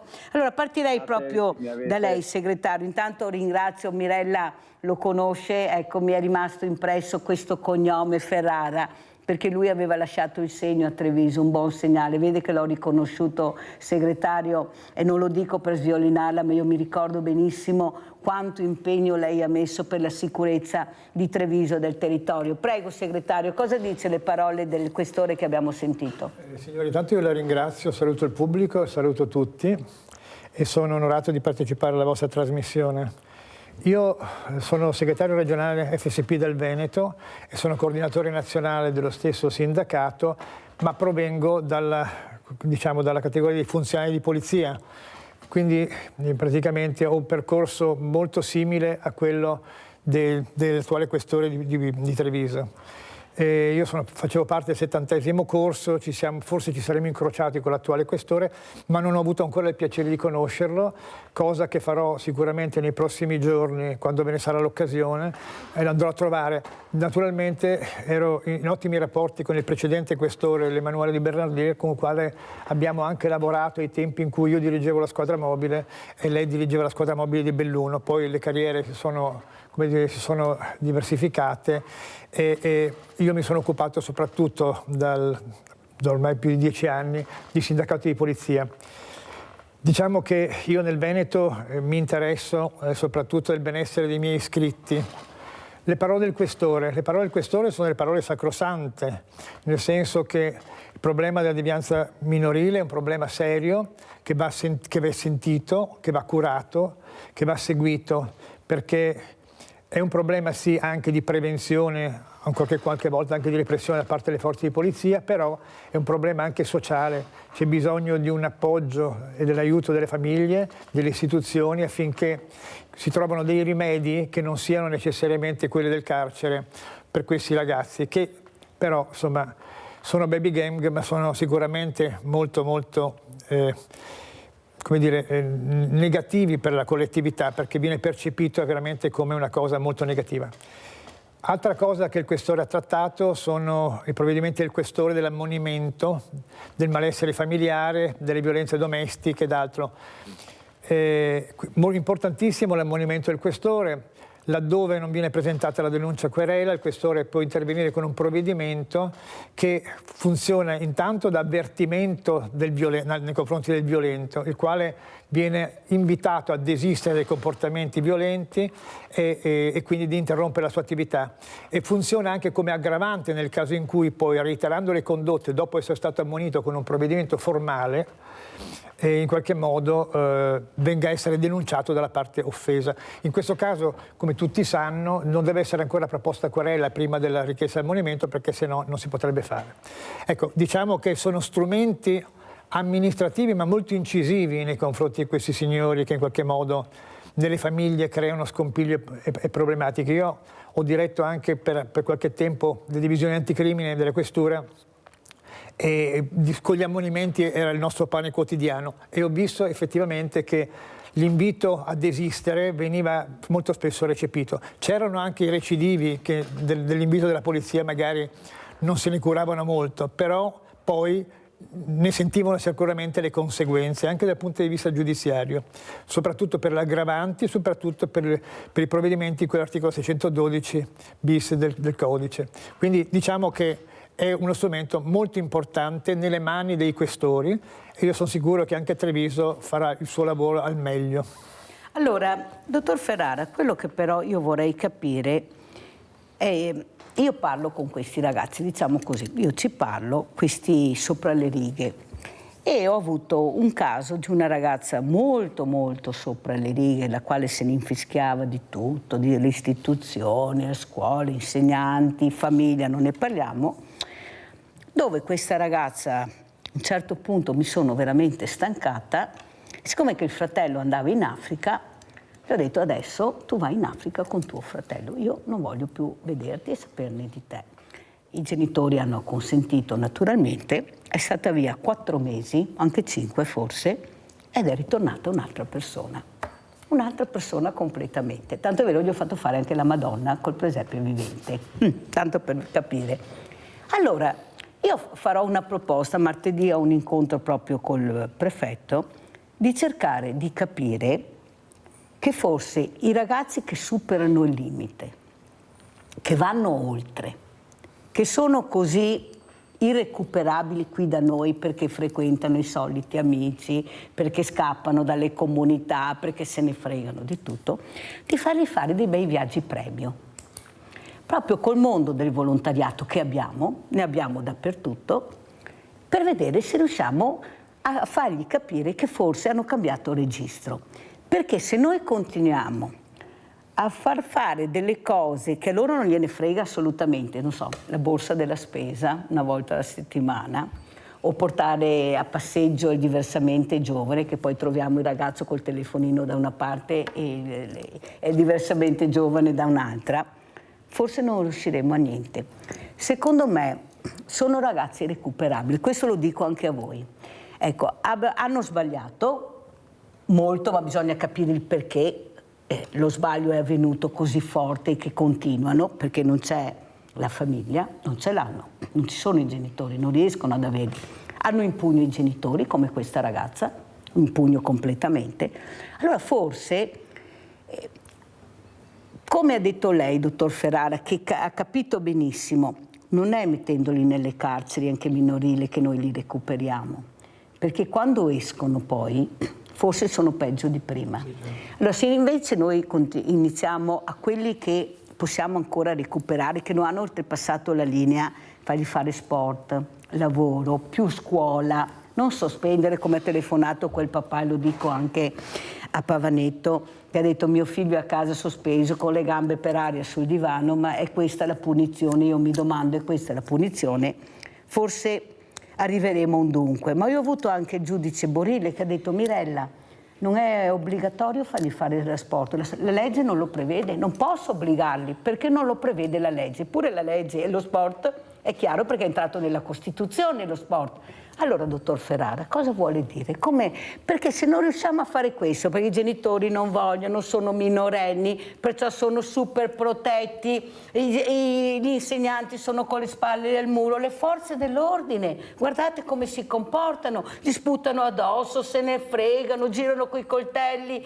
Capisce, dottor Ferrara, che forse dobbiamo andare nelle scuole, non li intrighiamo, dottor Ferrara, non li intrighiamo. Signora, credo che l'iniziativa sia un'iniziativa meritoria, in quanto paradossalmente questi ragazzi sono, come dire, nel territorio nostro creano problemi, ma magari sono anche molto proiettati nel sociale, perché l'abbiamo visto anche recentemente con fatti di sangue avvenuti a Mestre, come in qualche modo siano anche proiettati nel sociale.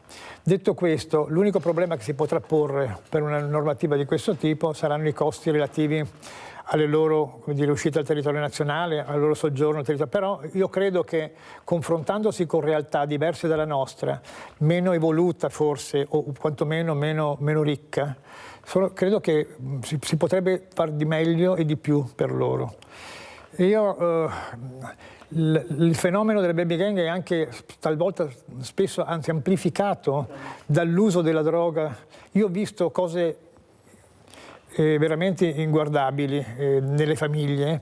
Questi ragazzi come si ribellano anche l'autorità dei genitori, non c'è più rispetto, talvolta non c'è più rispetto, non c'è più nessuna forma di ascolto. È gente che è difficilmente recuperabile se non forse con iniziative veramente, ecco, come questa straordinaria, che potrebbe in qualche modo consigliarli di cambiare registro e di dedicarsi a attività più meritorie come quello del volontariato, dell'assistenza. Io credo che fuori dalla nostra società, nel nostro territorio, potrebbero fare meglio, potrebbero fare di più. Si porrà forse il problema, che lei ha anche prospettato, di come fare per sostenere costi di questo tipo, però credo che potrebbe essere un'ottima idea. Anche l'assenso dei genitori, mi dico, qualche avvocato mi dice Mirella, guarda che se non hai l'assenso del genitore non puoi fare niente, ma la politica, e qua invito Pavanetto, la politica può dare un colpo, perché io non posso vedere un pugno di ragazzi, perché alla fine sono pochi, come ha detto il dottor Ferrara, non sono tantissimi rispetto a quelli che si comportano bene, che hanno scaccomato con i sindaci, con le forze dell'ordine, con i cittadini. Non è possibile, Pavanetto, dovete intervenire, dovete dare le armi anche al segretario e tutte le forze dell'ordine di intervenire nella maniera giusta e nel modo giusto. Ma come? Guarda, qui ci sono gli articoli, non è ragazza preso a schiaffi e sbattuto sul muro, denunciato l'aggressore e un suo coetaneo, uccide la moglie davanti ai 2 figli, l'uomo portava il braccialetto. Questi sono i messaggi. Arrestata, rilasciata subito, rapina un uomo. Cioè, capisce che poi i messaggi sono questi che arrivano a questi ragazzi. Prego.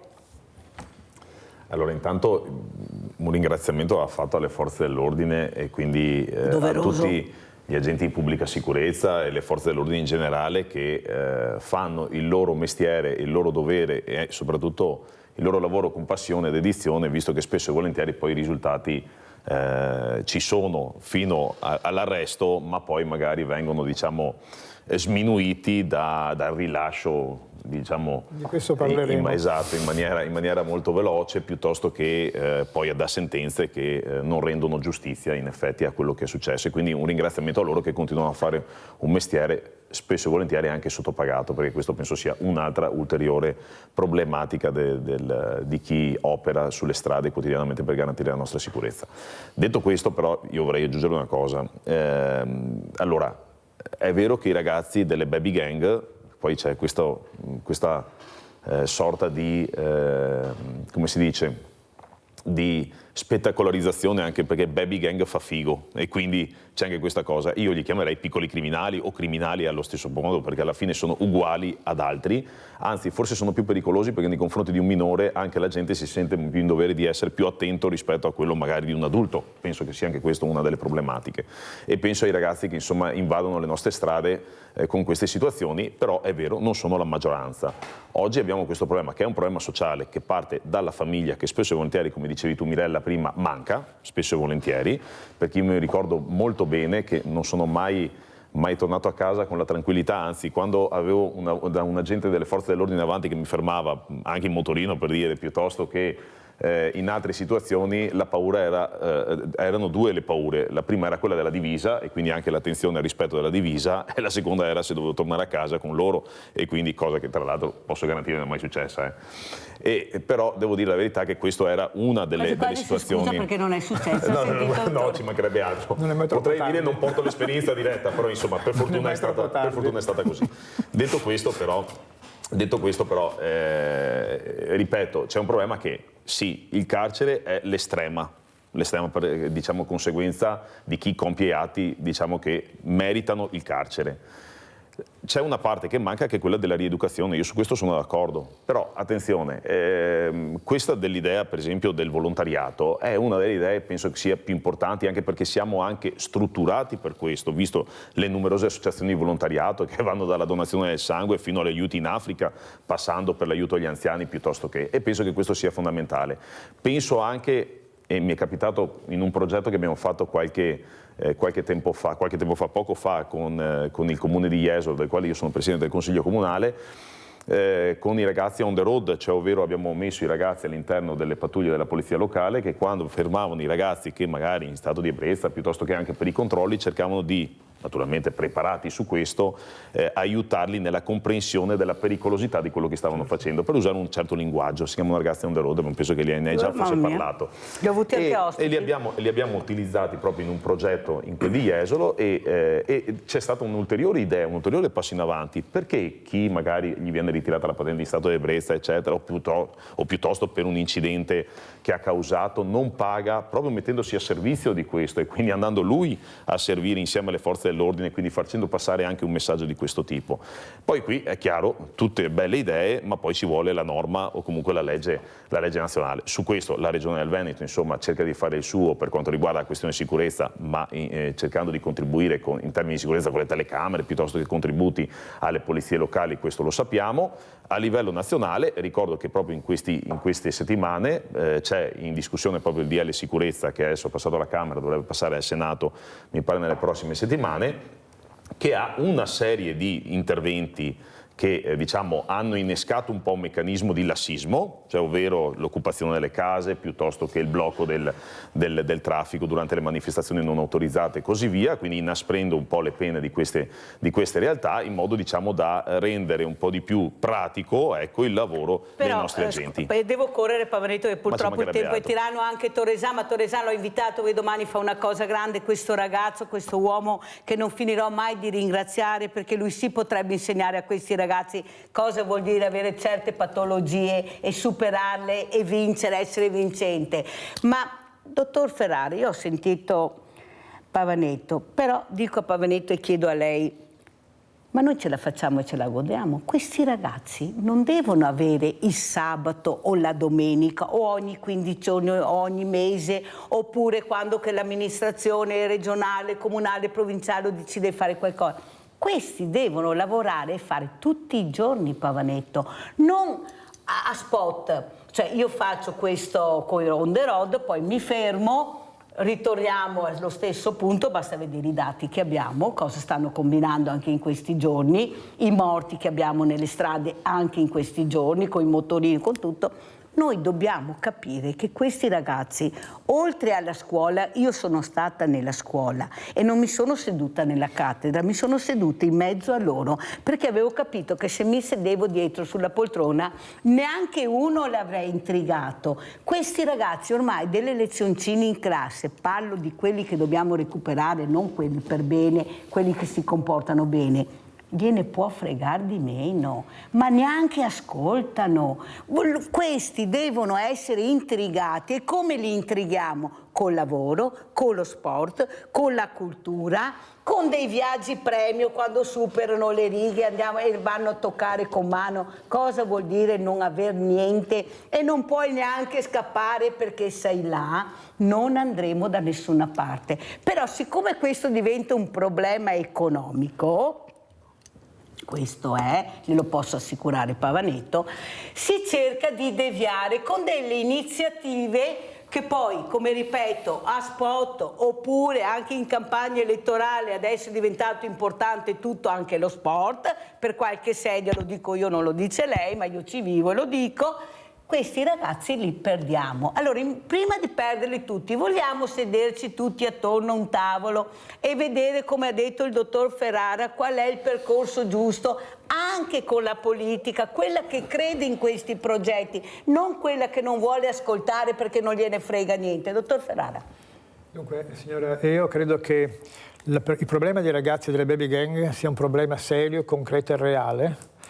E anche la reattività che c'è nei confronti delle forze di polizia è assolutamente macroscopica.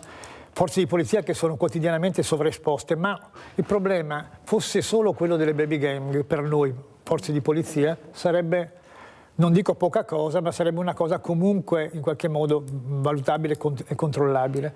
Il problema sono i problemi di ordine pubblico che noi abbiamo tutti i giorni, i problemi sul controllo del territorio, con persone sempre più violente nei confronti della polizia, sovraesposta, con feriti, abbiamo 3 feriti ogni ora, un'ora e mezza delle forze di polizia, 300 feriti l'anno, quando va bene, 200-300 feriti l'anno dal 2021 al 2024, scarsa tutela legale per le forze di polizia, spesso le forze di polizia vengono messe sul banco degli imputati al posto di chi ci dovrebbe correttamente stare. Molto spesso quando noi interveniamo con provvedimenti restrittivi i nostri uomini rimangono feriti, abbiamo uomini che vengono curati in ospedale e nel frattempo abbiamo chi abbiamo arrestato è già in strada prima che escano dal...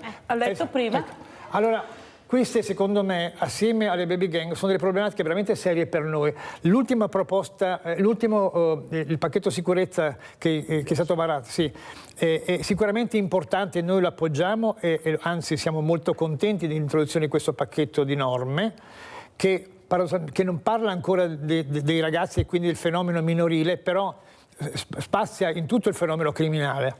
Ora, è stato preceduto da una proposta di legge presentata da FSP Polizie nella sede del reparto mobile nel maggio di quest'anno, dove era presente anche il sottosegretario alla giustizia Ostellari e il sottosegretario agli interni Nicola Molteni, una proposta di legge per l'ordine pubblico sulle regole di ingaggio e su quelli che sono i protocolli che noi chiediamo che vengano operati per noi, perché poi c'è incertezza purtroppo anche su quello che si può fare e non si può fare, incertezza che paralizza la sicurezza, che paralizza gli uomini, che crea problemi di sapori.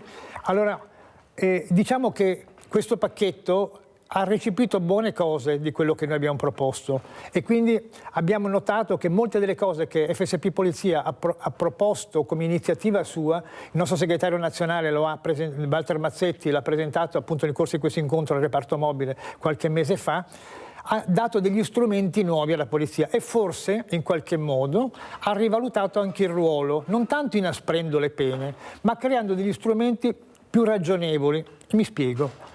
Per esempio l'introduzione delle body cam per noi, al di là dei numeri identificativi sui caschi di cui se vuole possiamo anche parlare, ma l'introduzione dei body cam per noi è una garanzia non solo per noi, ma anche per i ragazzi quando ci ritroviamo di fronte, chiamiamoli ragazzi perché quelli che spesso troviamo nei cortei in ordine pubblico sono dei professionisti del disordine più che dei ragazzi indisciplinati. Centri sociali. I centri sociali, sì, ecco. Quindi voglio dire, questa proposta è stata recepita, quindi non solo con incrementi di pene, ma anche con la possibilità di avere strumenti diversi. Le body cam, una garanzia per i poliziotti, ma per lo stesso cittadino. Se poi ci si trova a giudizio e si deve discutere su cosa è fatto e chi ha fatto che cosa, avere una documentazione in qualche modo fotografica è una garanzia per tutti. So quali sono le critiche a questo fenomeno, cioè che il decreto sicurezza non ha previsto l'obbligatorietà della bodycam ma soltanto la volontarietà, però è una cosa che può essere risolta. Molti dicono addirittura in relazione a questo decreto che è troppo ferreo, troppo incisivo, troppo... In realtà si cerca spiegarlo. Si cerca di recuperare quello che negli anni... Guardi davanti alle telecamere, dottor Ferrara, che così capiscono quello che sta dicendo. Negli anni è stato perso di vista, cioè l'esigenza di tutelare la collettività, la cittadinanza e le nostre società dalle queste interferenze violente che non consentono, quindi blocchi stradali, deturpamenti in monumenti, piuttosto che imbrattamenti, rivolte in carcere, ecco, blocchi stradali. Ora, era una sanzione amministrativa, finalmente hanno pensato di farla diventare un reato penale.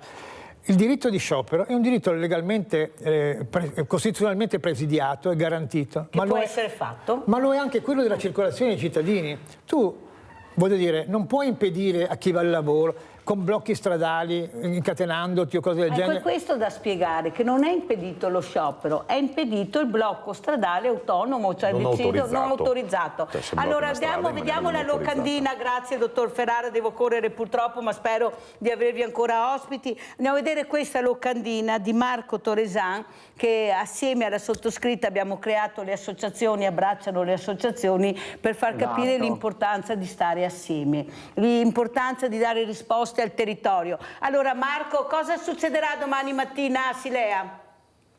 Allora a Silea partirà la quarta edizione di Camminiamo Insieme Silea Casier. È una camminata con tutte le associazioni che vorranno aderire, è una camminata di sensibilizzazione, è una sensibilizzazione alla salute. Perché? Perché tante associazioni sociosanitarie curano e fanno assistenza a pazienti cronici, a volte che non hanno risposta nel territorio, non hanno risposta nelle istituzioni pubbliche.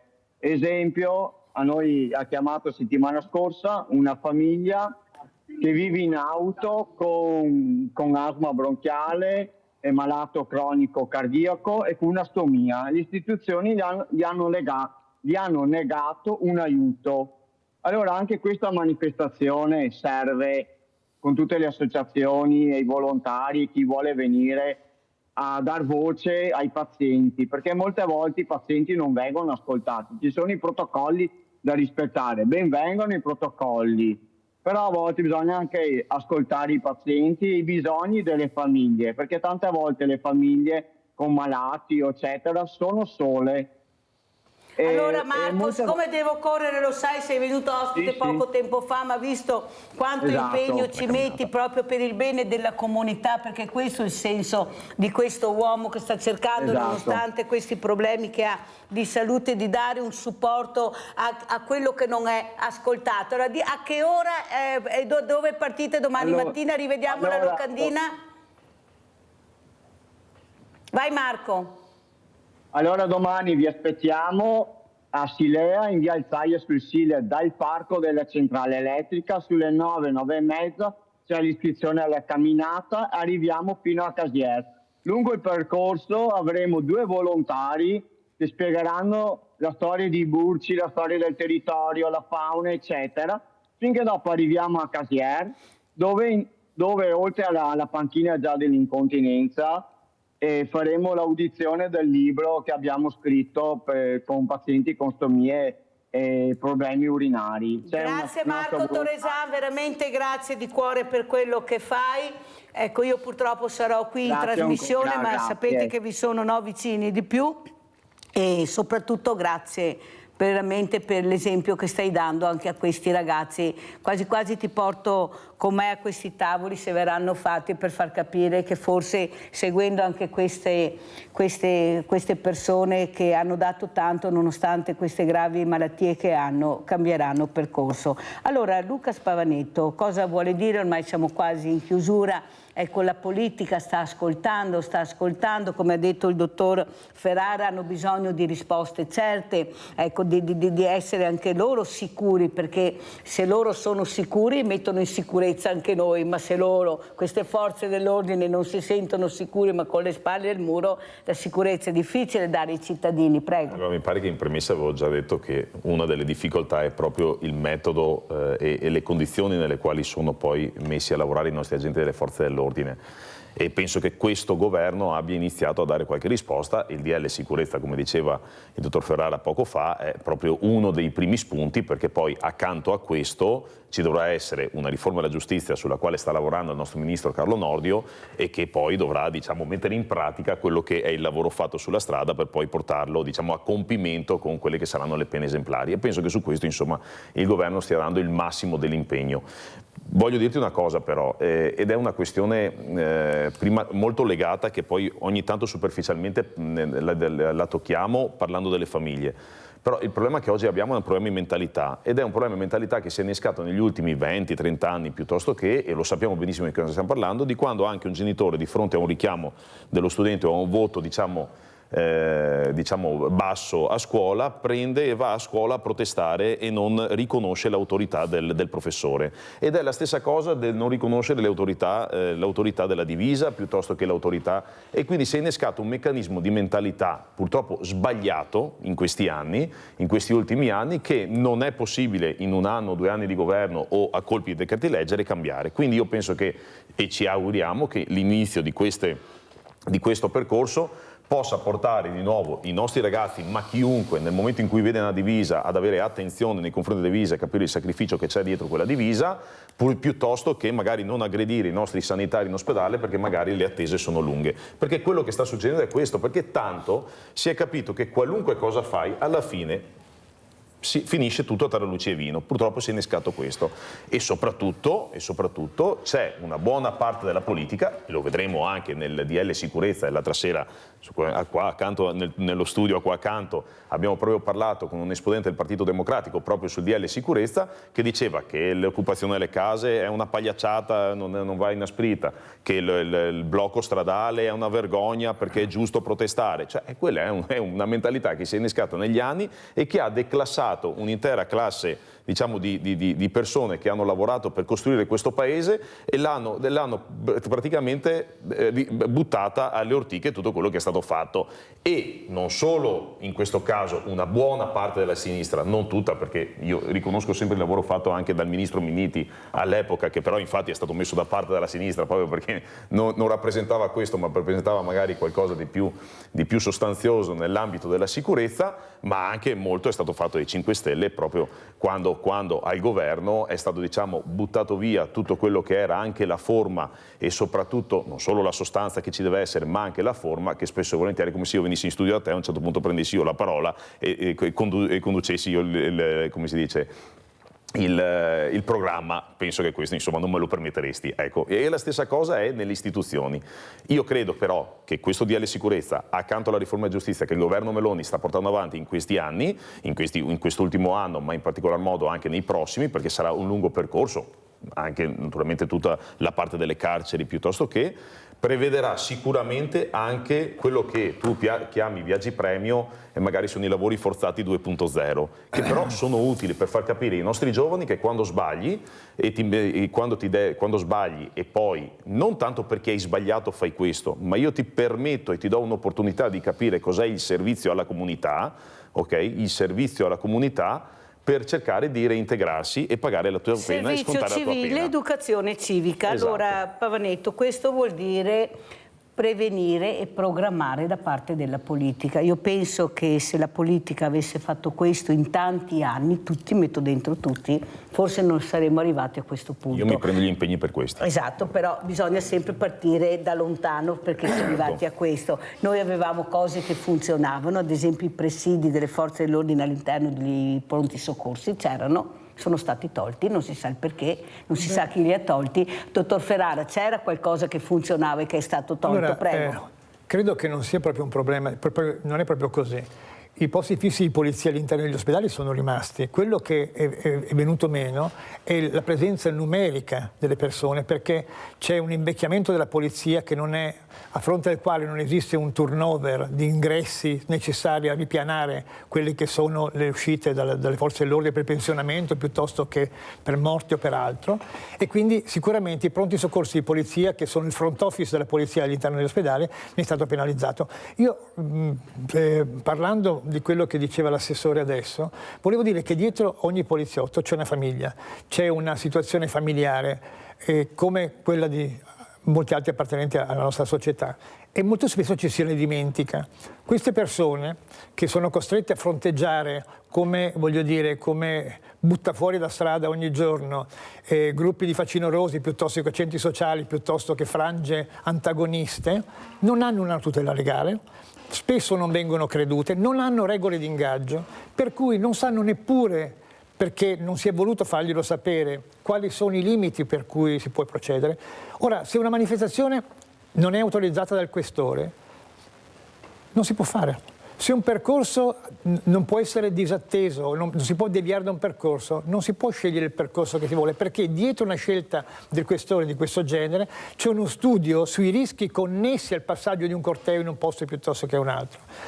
E la possibilità poi di fronteggiare queste persone con interventi cosiddetti di alleggerimento è il minimo della pena. Ditemi voi, quando si arriva a contatto con tifoserie o con frange di antagonisti, con le forze di polizia, cosa si può fare per impedirgli che vadano a invadere, a distruggere o a violentare centri di interesse voglio dire, pubblico, piuttosto che sedi di partito, piuttosto che sedi giudiziarie, se non quelle di arrivare al contatto fisico. Ora, non esistono zone di intervento garantito per la polizia, non esiste la possibilità di sapere fino a dove si può arrivare, quindi ormai io manifestazioni di ordine pubblico ne ho fatte centinaia nella mia vita, io mi sono sempre trovato con questa gente che aggrediva la polizia non aggrediva mai nessuno, noi contenevamo le situazioni, impedivamo che le manifestazioni si scontrassero gruppi antagonisti o di pensiero politico diverso, e mi sono trovato spesso di mezzo a Padova con violentissimi scontri, ma questo succede in tutta Italia, senza aver regole di ingaggio. Noi siamo le uniche persone che hanno delle responsabilità grandissime, dobbiamo prendere delle decisioni penali, amministrative e civili senza avere il tempo neppure di ragionare, cosa che poi dopo i soloni di certa politica poi possono analizzare con tutta calma negli anni successivi e criticare piuttosto che in qualche modo censurare.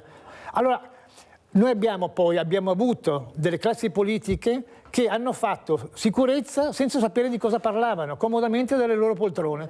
Voglio dire, ma come si fa a pensare? Bisogna vivere la strada, bisogna andarci nell'ordine pubblico, bisogna capire che cosa sono i rischi. Io ho visto gente crollare con petardi buttati dietro i caschi, crollarmi vicino, gente accoltellata. Ho avuto situazioni di questo tipo per tutta la mia lunga carriera di polizia e la sto vedendo, per quanto mi riguarda, nella Regione Veneto, ad ogni manifestazione sportiva, negli stadi, i coltelli introdotti all'interno degli stadi con le bandiere delle aste per tenere... con bombe carta che non sono petardi, sono vere e proprie bombe ordigni, gente ferita con pezzi di ferro introdotti dentro le bombe carta.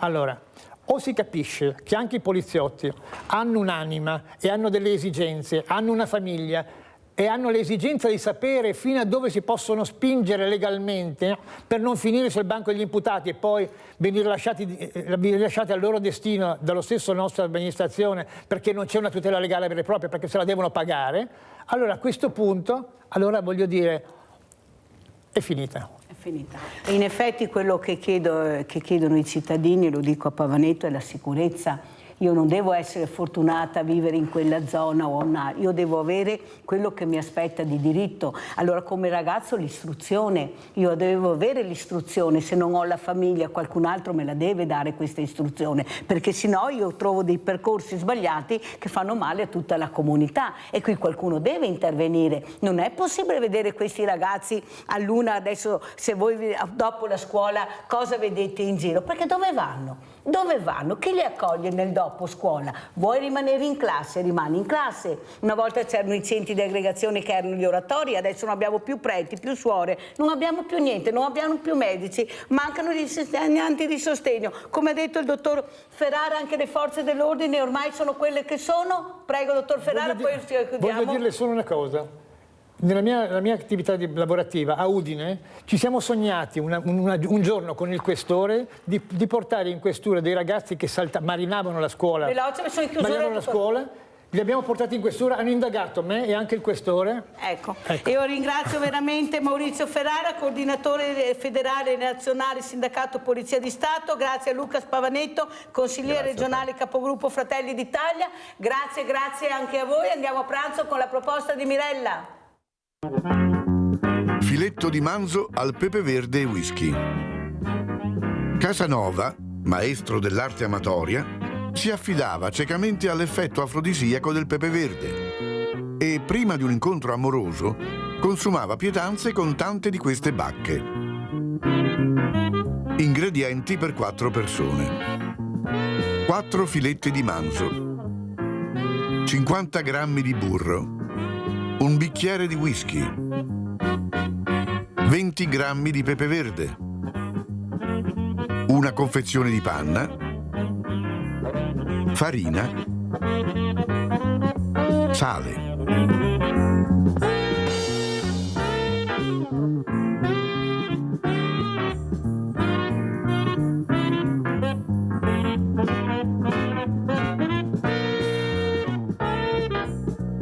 Infarinate leggermente i filetti.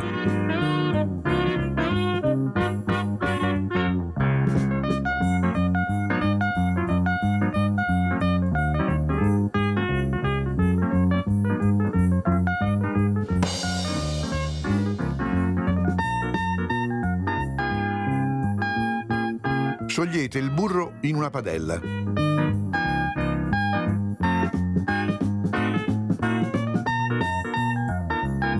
Adagiatevi i filetti.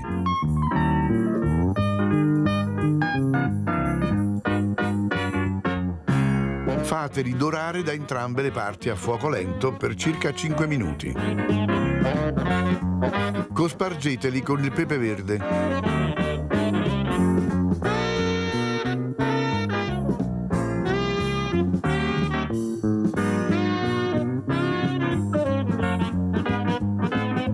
Dopo qualche minuto, irrorate con il whisky,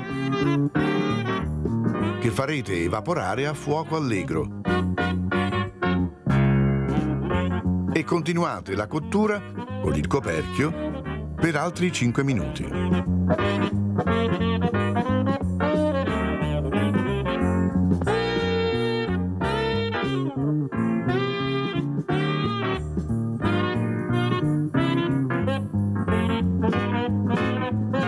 Versate nella padella della panna da cucina e mescolate accuratamente, su fuoco molto debole, per formare una crema omogenea con il sugo di cottura.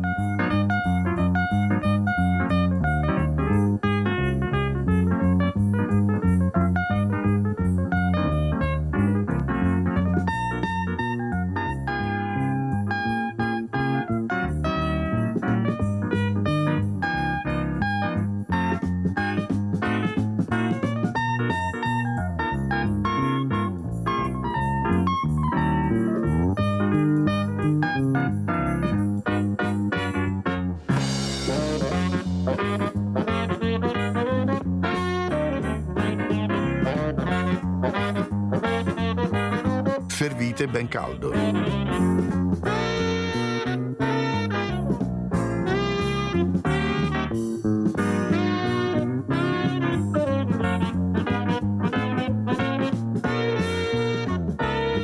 E buon appetito!